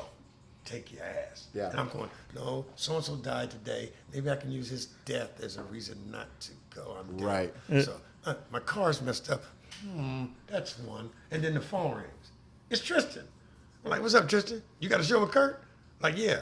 I ain't going. I get my car. I'll take you. I said, Tristan's gonna take me. Motherfucking Tristan Johnson. Very good dude, Tristan Johnson. Shout out to Tristan. Shout out to Lance Woods too. Two of my favorite dudes. I love the fuck out of them. Absolutely. Love them. I'm talking about adore them. And Tristan comes to pick me up. You know, fuck Antioch. You know, Antioch's in the Bible. So I go to Antioch. It's a little hole in the wall soul food place. There's all these church people, and I'm like, oh fuck, I do 30 minutes in front of these people. I do 30 minutes, I kill it. Everybody's loving me. First time ever doing. I'm tripping out like I just did a comedy. Are you struggling to not say the shit that you want to say? It's like God got my tongue. Yeah, And He's making me say the right things, and it's coming. I'm saying these jokes that I usually say with cuss words, with no cuss words. Right. And they're going, they're laughing, Right. And I'm going, wow. It's like talking to my mom. Yeah. Without the cussing, you know? This is cool. So maybe a year go by. Another good guy, Rick Sullivan. He called me and said, hey, man, what you doing? I'm doing nothing. He said, man, I want you to get prepared. I want you to do some comedy in front of Bob Sumner. And I was like, oh, what the fuck? Oh, my God, look at this here, Bob Sumner. Huh? I wonder what big theater it's going to be in. You know, it's going to be maybe the Paramount. We're doing it, you know. And he goes, I'll give you the address before we go. And I go, all right. He gives me the address. I don't trip off of it. I drive where the address at. It's the fucking soul food place. Where I did the clean comedy. Right. In Antioch. In Antioch. And I'm here in front of Bob Sumner, and now I get to cuss. Right. That's how God works, man. He don't put you where you want to be. He puts you where he wants you to be. Mm-hmm. And it wasn't a big theater. It wasn't L.A. It wasn't New York. It wasn't Florida. Yeah. It was right there in Antioch. Little ass Antioch. But you know what do all those venues matter? What does the size of the venue matter when you're doing the show that you want to do? Right. Because I'm listening to you right now, and it's like me and Ricco talk a lot about this, about what success is in comedy, right? And I feel like as an artist, you shouldn't really have no parameters on your success, because it's supposed to be about whether you're fulfilled with what you're doing or not. So you're getting a chance to do comedy in places and in front of people that you respect, people that you want, people that you admire, and then you're getting feedback from them. That's success. That's success. It ain't got to be. What does it matter if you do a show, 15,000 people at the Staples Center, if you don't give a fuck about none of those people probably even listening to you? Yeah, your name's in lights, but what does that really matter if you're not fulfilled? But when you're doing shows, whether it's at a hole in the wall, you know, soul food spot, but you're doing the shows that you want to do for people that you admire, that you respect, and you're getting feedback from them, right? You touching the top of the mountain like that. Because when that man, when I did that show, and he came up to me afterwards, and he was like, "You're one of the funniest dudes I've seen since the '90s." And I looked at him and I thought to myself, "What the fuck did you just say to me?" And then he wrote it down. He put it on his page, and it was like, wow. And then he called me to do a show, and I ended up fucking my Achilles up. Oh, shit. And I couldn't make it. So I'm thinking, like, God, it's the devil. It's the devil trying to take me away from my dream. And then he called me back a couple of months later, and he's like, you ready to do the Apollo? I was like, man, hell yeah. And I went to New York, and I did the Apollo, man. And after doing that, I just felt so complete inside. Mm-hmm. Because as a kid, you think about this when you watch the Apollo. And I always loved comedy. But I never thought I'd be the headliner.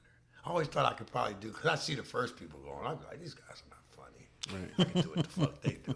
They made it look easy. Right. And then I'd see somebody else go on, the last guy, and I'd be like, this guy's amazing. Yeah.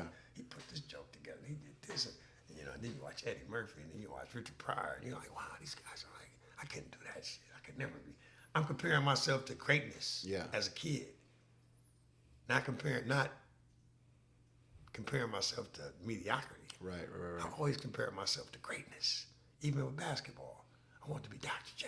Right. I want to be Michael Jordan. And I fucking tried to be that. Mm-hmm.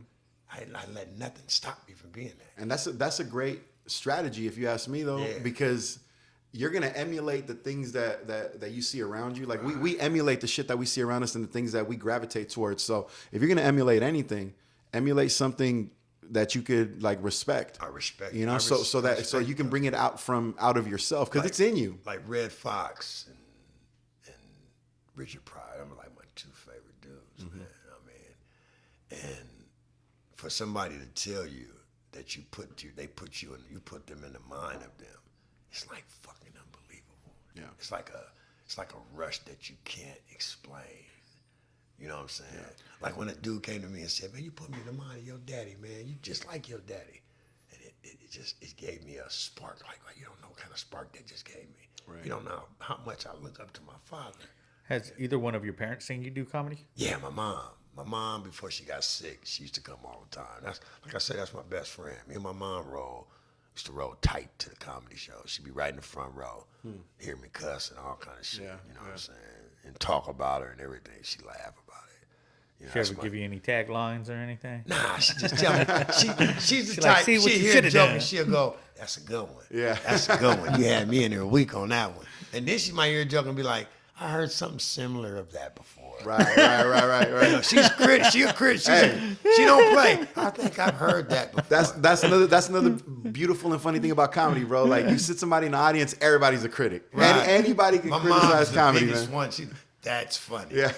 And then my sister, she does you can't do that. Don't talk about those people like that. You're gonna get banned. You know, I'm always getting banned from something. When I tell her a joke, I don't even like telling her jokes. You can't. They're gonna cancel you, Rico. They're gonna cancel you. I'm like, man, shut the fuck up. Why would you take the joke and do that with it? Look how you said it. You know, I don't go to her. But my mom, I don't go to her. I go to mom's. Mom's she laughs. She'll go, that's a good one. Yeah, that. Or she'll just fall out laughing to the point where she can't breathe. So sometimes I can't do jokes in front of her because my mom is on oxygen. She has COPD real bad. And there's times I'll make her laugh. She'll just like, get the fuck out. Get out of here. I can't breathe. I'm coughing. She's coughing. Right. Pass me the tank. I'm like, get out the room. Mom, chill out. Don't want you laughing like that, man. I don't want you to fall out from a laugh. You know? But it's just therapeutic for both of us, man. Absolutely. You know, her being my mother was one of them active women, and then now she's like in the house all the time. You know, and it's hard. It's hard to see your best friend not be able to do the shit that you want to do. You know what I'm saying? Or the shit that she used to do. So I just try to bring as much joy as I can to her. Well, bro, she's blessed to have you as a son, man. Yeah, with that mentality. Her, with that, it's a lot of sons and daughters out there that for some reason they don't turn that corner and they don't realize the value that they have in their parents and what they could be doing for them. It's like the things my mother taught me, man. My mother taught me how to be respectful, be a gentleman, and all that type of stuff. My father taught me how to be a man. But my mother taught me how to be a gentleman, how to be respectful, and she showed me how beautiful a woman can be. Because growing up, seeing the shit I seen, you have a different thought pattern on women. And when you find women who have the same characteristics of your mother, it's a beautiful thing. Because I look at my mother as like the Bible say, a virtuous woman. I never seen my mother scam, scheme, talk about nobody. I've never seen my mother high, drunk. Never. None of this. You know what I'm saying? So, and I seen her stay with my stepfather for 28 years. I see her getting married again. I'm going to take that clip and send it straight to your mom. Yeah. Straight up. Straight up. I never seen her. I seen her with my stepfather for 15 years after she was with another man for 28 years. My mother, I've never seen a different man in and out the house. Yeah. None of that type of stuff, man. I always knew what my mother was. My mother was always at home on the weekends doing puzzles and cleaning up. And she was never in the streets, man. So I know it's good women. Not saying that my aunties and my grandmother them weren't good women, but they lived a different life than my mother did. I never seen my mother talk about people, scam people, none of that shit. So none of the shit that I seen other women in my family do, I never seen my mother do that. You know what I'm saying? So she gave me a beauty of what a woman could be. So it is beautiful women in the world. Because if not, I have an image of women that's different. You know what I'm saying? Hoes and shit like that. Even though I had another aunties that didn't do that type of stuff, I didn't look at them. I looked at the women that I seen in that game. And then having my mother to balance it out allowed me to be able to love women. Right. And that's the only reason I have any love for women like that, because I love my mother and my grandmother so much. Yeah. Other than that, I probably wouldn't have gave a rat's ass. Yeah. Because that's the type of shit I grew up around, rat's ass. You know what I'm saying? Regardless of what a woman did for you, it was rat's ass. Nobody cared. I was supposed to do that. And I balanced it out with my mother and my grandmother. You know what I'm saying? They balanced my love out. So I know how vicious a woman can be, and I know how down a woman can be, but then I know how beautiful a woman can be too. Right. You know what I'm saying? So it balanced me out, man. So I don't look at all women the same. I don't look at all women like she's a hoe. Right. She's a this. She can get some money.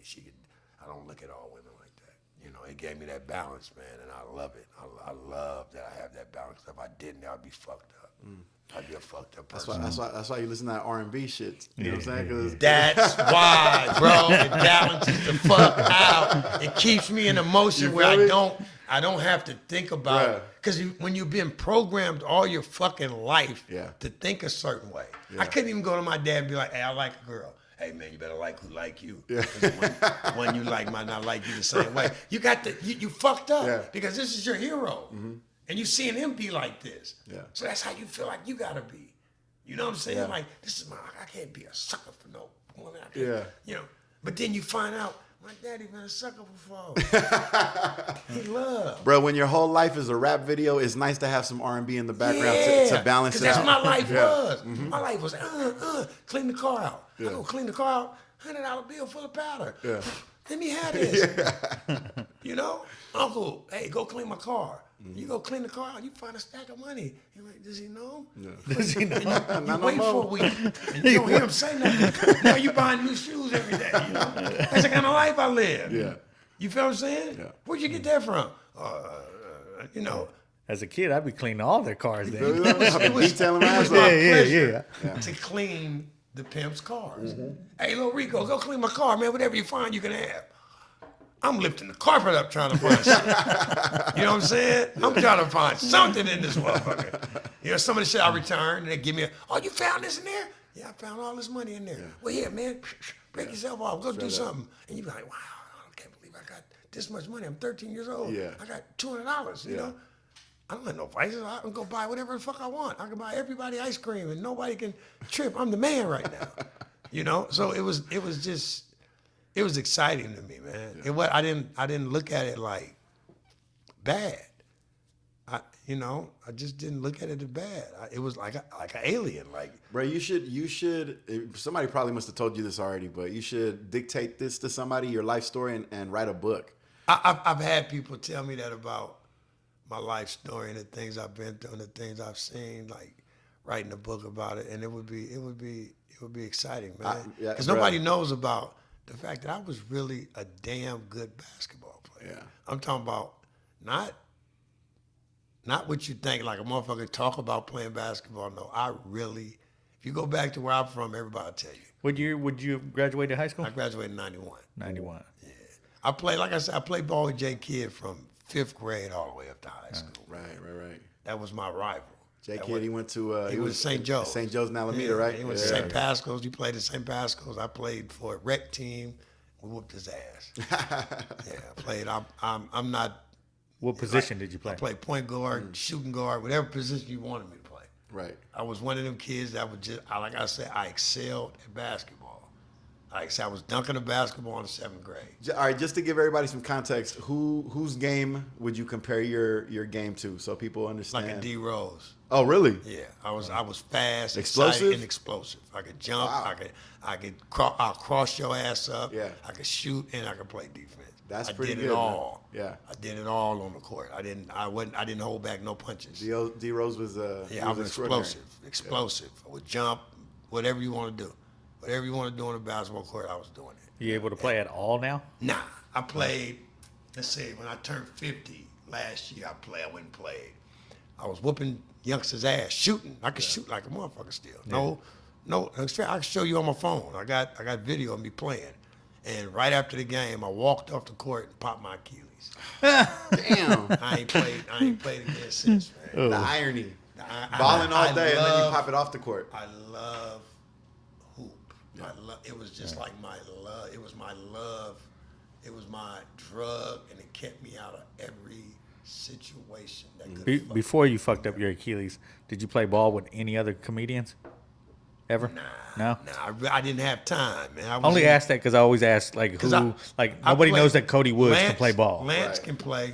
Lance Woods can play pretty good. Other than and that, then I Sean heard Grady, Mikey Winfield can ball. Oh, really? He can? Yeah, Sean Grady can ball back in the days. But see, these dudes are younger than me. Right. Yeah. And when I was playing ball, they was youngsters. You know what I'm saying? Right. I'm 51.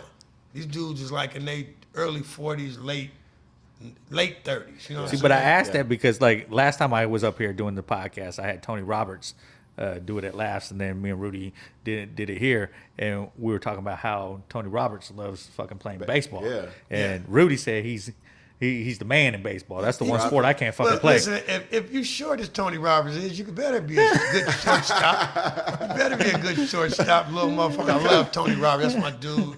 Right.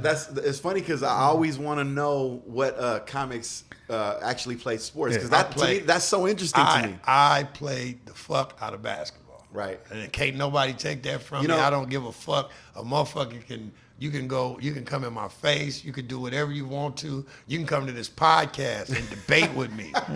If you think you whoop my ass in hoop, or you think I wasn't no good in basketball, you have my. I will give you a ride to this podcast, and you come tell them different. Because if you played hoop with me, I whooped your ass. Ask J Kid. Now, ask J Kid, ask any motherfucker that played hoop with me. I'm doing I whooped your ass. It wasn't when I was young playing hoop, you motherfuckers wasn't fucking with me. I'm saying it on this podcast. Yeah. So if you was fucking with me, please come tell me that. Come tell me that. You heard it here first. I don't give a fuck who you was. If you played hoop with me and you in my age group, you are not fucking with me. And that's automatic. That's from Sacramento to Berkeley, California. Sheesh. I mean that. If you played from Sac to Berkeley and you played my age group and you played hoop with me, I want you to get on here and tell me that you whooped my ass. That's a 90-mile radius. I'm telling you, from Sacramento to anybody in Berkeley, Oakland, to play ball with me. If I wasn't no good, I want you to tell this podcast, and I will bow down if you say you whooped my ass. We about to get some. About to get some DMs. I was going to tell him. I said, now what? Because you don't need to run. We got to go to the arcade and we're going to see who make more buckets. We can do that all day. Yeah. You shoot that little shit right there. That's like shooting a trash can. That ain't shit right there, man. Because that's what I was telling Rudy with Tony Roberts. I said I want to take them both out and see who can hit more. At the You cage. play baseball too? Bro, I Yeah. played baseball. I played organized ball till about 19. Right. Yeah, and that was like my first dream as a kid. I wanted to play center field for the Dodgers. That was my dream, right? Right. But obviously, you get a little bit older, you start realizing like, damn man, it's gonna take a whole lot more than just like than just what I have. It's gonna take more because some of these cats, you get to like 10th, 11th grade. A lot of your peers, they start growing. They get growing. big. They get tall, and it's like fuck, I'm kind of falling behind. See me, I was tall as a youngster, so everybody thought I was gonna be like a center type nigga. But I learned to brandish my skills doing everything. I want to learn how to dribble. I want to do it all. So I wasn't just gonna be down low getting in the post. Yeah. And that's what they taught you as when we was young. If you was taller than everybody, they put you in the post. And you learn how to do hook shots and post moves. I wanted to do it all. Let me play point guard, let me play the shooting guard, let me play the power forward, let me play the small forward, let me play the center that gets the rebound, come down court and pass the ball. I wanted to do it all. So I practiced on every skill. The whole game. I practiced on my whole. I didn't let no coach tell me you can practice this. Right. And that's it. Nah, I'm going out to practice it all. Right. So by the time I was in the 5th grade, I'm playing with the grown man. My partner's playing on this court over here. I'm playing with the grown dude. Right. You know what I'm saying? I'm 15. I'm like 12 wearing a size 12 shoe. I'm a big young dude. Yeah. You know what I'm saying? By the time I'm 13, I'm dunking. So I excelled more than my friends did at basketball when we was young. And everybody would say shit like, he's too tall, that's why he's better than everybody. And then everybody got tall, and I'm still whooping their ass. Yeah. So it wasn't about tall, it was about skills. Yeah, the skills, Everybody tries to throw a doubt in anything that you're doing that you're progressing in. You know what I'm saying? Even in comedy, they used to be like, oh, he only funny at the touch of class. He won't go here. Right. He won't. And then when I start going these places and I'm wrecking shit, well, he won't do this. Right. Well, he don't want to go nowhere. But don't nobody know I'm taking care of my mom, man. Right. I got other responsibilities. That stardom don't mean That's shit just to me. comedy, bro. This is my Talk, mother, bro. man. You know what I'm saying? You motherfuckers is worried about me being a star more than I am. Yeah, real talk. Real talk, man. And it's like that's just human nature, bro. Like people just can't keep other people's names out of their mouth. Right. You know what People I'm saying? talk about me sometimes and I be like, it hurts more than it makes me mad because I don't do that. Right. I don't talk about people. I don't give a fuck, bruh. Yeah. I really don't give a fuck what you got going on. As long as you happy. Right. As long as you happy around me and you cool, Yeah. we can conversate. I'm not that hard up dude that you think. I'm not Mr. I'm not Ricco Da Great. Nah, man. Really and truly, I'm Windsor, man. You can talk to me about anything, bro. You feel me? Just be you. Real talk. Don't try to be tough. Don't try to be no slick nigga because you think that's what I want to hear. Just be you, man. I like you for you. I want you to like me for me. I don't want to put on no extras for you to like me. Just like me for me, man. That's all I ask these comics. Just like me for me. And if you got something to say it to me. Yeah. Don't go tell another motherfucker, man. Because when they get back to me, it hurts my feelings. Yeah. It don't make me mad. You hurt my spirit with you. And then when my spirit changes with you, my attitude changes with you. Straight up. I'm not gonna change that I work with you. Right. I ain't gonna do that. I ain't gonna fuck business off. Right. But my spirit is different. Our conversations are different now. Way different. Yep. Our energy is different. Yeah. It's a disconnect. It ain't the same. Hey, Rico, what's up? It's like, what's happening? How you doing, bruh? Right. You good? Yeah, okay. Can't get no more conversation, no more advice from me. I don't want to talk to you about shit. Mm-hmm. You know what I'm saying? I got fellow comedians don't even know I know they talk about me. I'm talking about talk about me bad to other people, but you don't know how other people feel about me. And when it comes back to me, all I do is just laugh. I'd learned to feed my spirit instead of my ego, man. Right. When you feed your ego, you gotta check a motherfucker. I got to say something to this motherfucker. I got to do this. No, I don't feed my ego no more. My ego ain't bigger than my spirit, man. Right. With all My that said, spirit Rico, is let me beautiful. ask you this. That's real talk, bro. Let me ask you feel this. me? That's real talk. This will bro. probably be the last topic, you You guys. need to clip that. Yeah. Because that's game right there, bro. Yeah, Definitely. man. Don't feed your ego. Feed your spirit. Feed your spirit, man. You I like feel that. better. Yeah. When people walk in the room, I don't do this no more. Yeah. Because my spirit is being fed. My ego's fed when I look at you and I mug you. I'm feeding my ego. Yeah. But then there's a motherfucker sitting right here that might be looking at me to do something good for me. Yeah. But see me like this now. Because my ego's taking over instead of my spirit, Real talk. which is full of smiles and laughs. Right. Because I know when I leave this motherfucker, I'm going to be happy.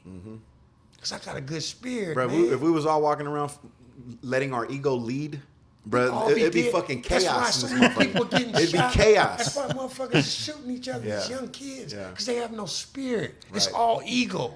Hey, be the spirit in a room full of egos, man. Man, you go. Real talk. you gonna shine. Real, for real, man. Because ego can't fly over your spirit.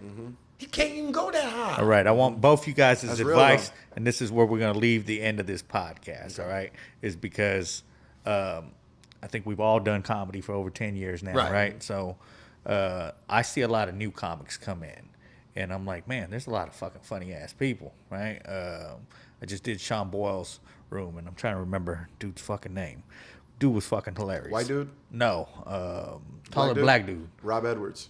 There, yeah. Super Dude, funny cat. yeah, Robert fucking- Edwards with the afro? Nah, well, I don't know if he had an afro before, but I think he got like dreads. He now. kind of Or a remind me little- of Ian Edwards. not right? dreads, but he does that kind of have long hair now. Okay. Yeah, Yeah. he's a funny dude. Rob Dude, funny. Edwards. What's his name too was on there too. Adam Funny. Close? Adam Close. Super funny. yeah, funny too. Adam I've Close seen the funny as growth in hell. him too. You know, so what would you tell a younger comedian coming into this game about that ego bullshit? Because again, we've been doing this 10 years, and there's some motherfuckers in here where you're like, man, if the game makes you that mad, stop being in this game. Like, one stop thing- being that hateful motherfucker. So One thing what would I you learned, tell you? One thing I learned is to be humble. Be humble, man. Be humble and be able to take criticism. Be able to listen to things and not think it's always about you. Right. You know what I'm saying? Stop thinking that just because they're saying this is about you. Always be able to take what people say to you and take it with a grain of salt, man. Don't always take things to the heart. Like, that motherfucker don't like me. Or that. No, I might be telling you something, and it might be for the good and better of you. But if it don't fit where you fit at, don't take it and be like, fuck that shit. Take it and be like, okay, I'm gonna remember that. Because it might come along one day. You know what I'm saying? I remember an incident with, matter of fact, I'm gonna say his name, Louis Belt. When he first started doing comedy, he had motherfuckers hating him. And he was feeding into it. And I had to point him to the side and say, check this out, man. You got something a lot of us don't have. He said, what's that? I said, youth. You're young, you're handsome, and you're funny. Go be funny, man. Stop worrying about making these comedians laugh. Right. We're weirdos. How the fuck you gonna make a weirdo laugh? I don't worry about comedians laughing. Stop worrying about them and what they think about you. Worry about yourself. Be happy with you, because you're gonna succeed and go past a lot of us. Remember, I told you that, and I put down my reign in God. He'll tell you that, and look at him. Yeah. You feel me? Yeah. Look at him now. You're doing big things. And I told him this when he first started doing comedy. Stop worrying about these dudes, bruh. Stop worrying about verbally assaulting them. Do your comedy, because you're gonna go further than us. Right. And he said, "What?" I said, "Because you're young, you're handsome, and you have something to say.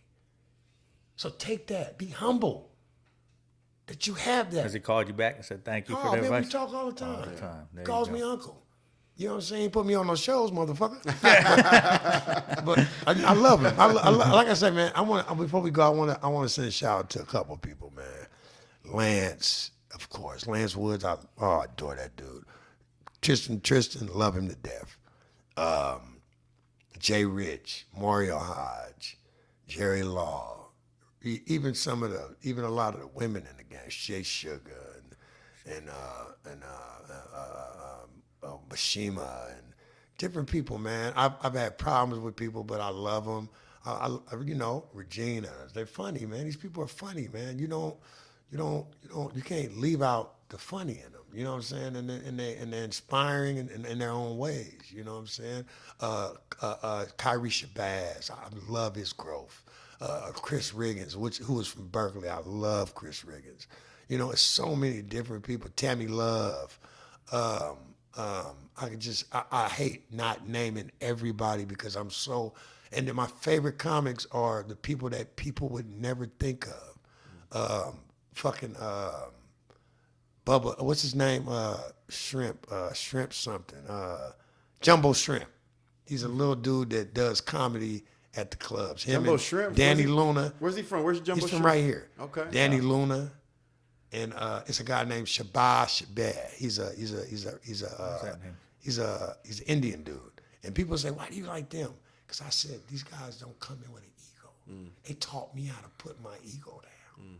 He said, what you mean? I said, these dudes come in, record themselves every week. And they come in here and nobody laughs. And people talk shit about them. And they come back again the next week with the same jokes. And they don't care. And they tape themselves. And they walk up out of here with pride. Yeah. They don't care nobody's laughing. They're just enjoying themselves. These are the best comics because I couldn't do that. I don't give a fuck how good I am. I could never go through that. And they're teaching me that if that happens, I can go through that. It doesn't stop you from being you because these people are not laughing. Those are the best fucking comics to me. Fuck the Dave Chappelle's. I don't give a fuck about none of that top comedy shit. It's the motherfucker that comes in that club and nobody laughs. But they come back every fucking week because they're not feeding their ego, they're feeding their fucking spirit, man. Yeah. They're winning. Mentally, they're winning. Because they're not leaving there mad that nobody laughed. They're leaving there happy that they got on stage and got time to let that out. That shit's a miracle and amazing to me. I love those dudes. They take that video home, they work on their craft, they come back. And they come back with the same joke. They might do the motherfucker the same way, but they don't give a fuck who laughs. Do you hear me? These motherfuckers, I'm talking about set the tripod up. I seen Danny Luna set it and nobody laughs. And he tells them, hey, you guys better laugh. I got 21 minutes of this shit. And everybody falls out. And then you see these dudes go to some rooms and do that same shit. And people fall the fuck out. They kill the room. And I go, look at this motherfucker. You good spirit feeding. Damn, you're amazing. Real time. Because you fed this room something that they didn't even know was coming. They laughed. And you laughed with them. And you walked up out of there the same way you do when a motherfucker don't laugh. Because you're not doing it for your ego, you're doing it for your spirit. And once I started doing comedy for my spirit, I became a lot more funnier. Real talk. There you go. Do you understand what I'm You saying? got the last laugh. I got the last laugh. Because if you don't laugh, I'm still laughing. Because I feel good that I went out there and got that off my chest. And that's why they call him Ricco Da Great. Yeah, man. That's why the comics fuck with you, bro. Ricco, Off the stage, on stage, don't even matter. Before we finish, Rudy, I'm gonna let you get the last word because I know I'm an emotional dude and I take it somewhere else. So, what's your advice? My advice, man. I'll keep mine brief but direct though. Number one, you're gonna say names? No, I won't say no because this advice is for everybody. So anybody would take it. But if I was talking to a younger comic, I would remind them that they should not be comparing themselves to anybody. You know, because you're just going to end up just kind of like chasing that person's style and that person's essence. And in reality, you're really just competing with yourself. You just got to be better than you were last time you went up. So it's all about making progress on, you know, on your end without having to compare yourself to anybody else. And then on top of that, bro, just to keep your sanity, that's for your growth. That's for your personal growth as an artist. Don't compare yourself. Only compete with yourself. That's it. But for your sanity, don't have any expectations, because expectations is the killer of joy. You know, you start expecting things to happen and be like, man, I got this. This has to happen. It's got to play out this way. I should be at this club, and these people should be booking me, and I should be here. Don't have no expectations, man. It's art. It ain't got no form or no shape, no parameters. Enjoy it for what it is. Like Rico said, feed your spirit, you know, and make sure that you're doing it for you and you're happy because you got the stage time and you're working on your craft. But once you start putting expectations out there for yourself and expecting people to give you certain feedback or certain responses, or you expect certain bookings or things like that, that's when you start killing your own joy. And what's the point of getting into this art craft into this art form if you're gonna be joyless? What the fuck are we doing here? You know, that's pointless at that point. So no comparisons. Only compete with yourself and don't have any expectations, and just enjoy the ride. My main man, Rick James, the comedian Rick James, get up on. In my opinion, podcast. My opinion, podcast.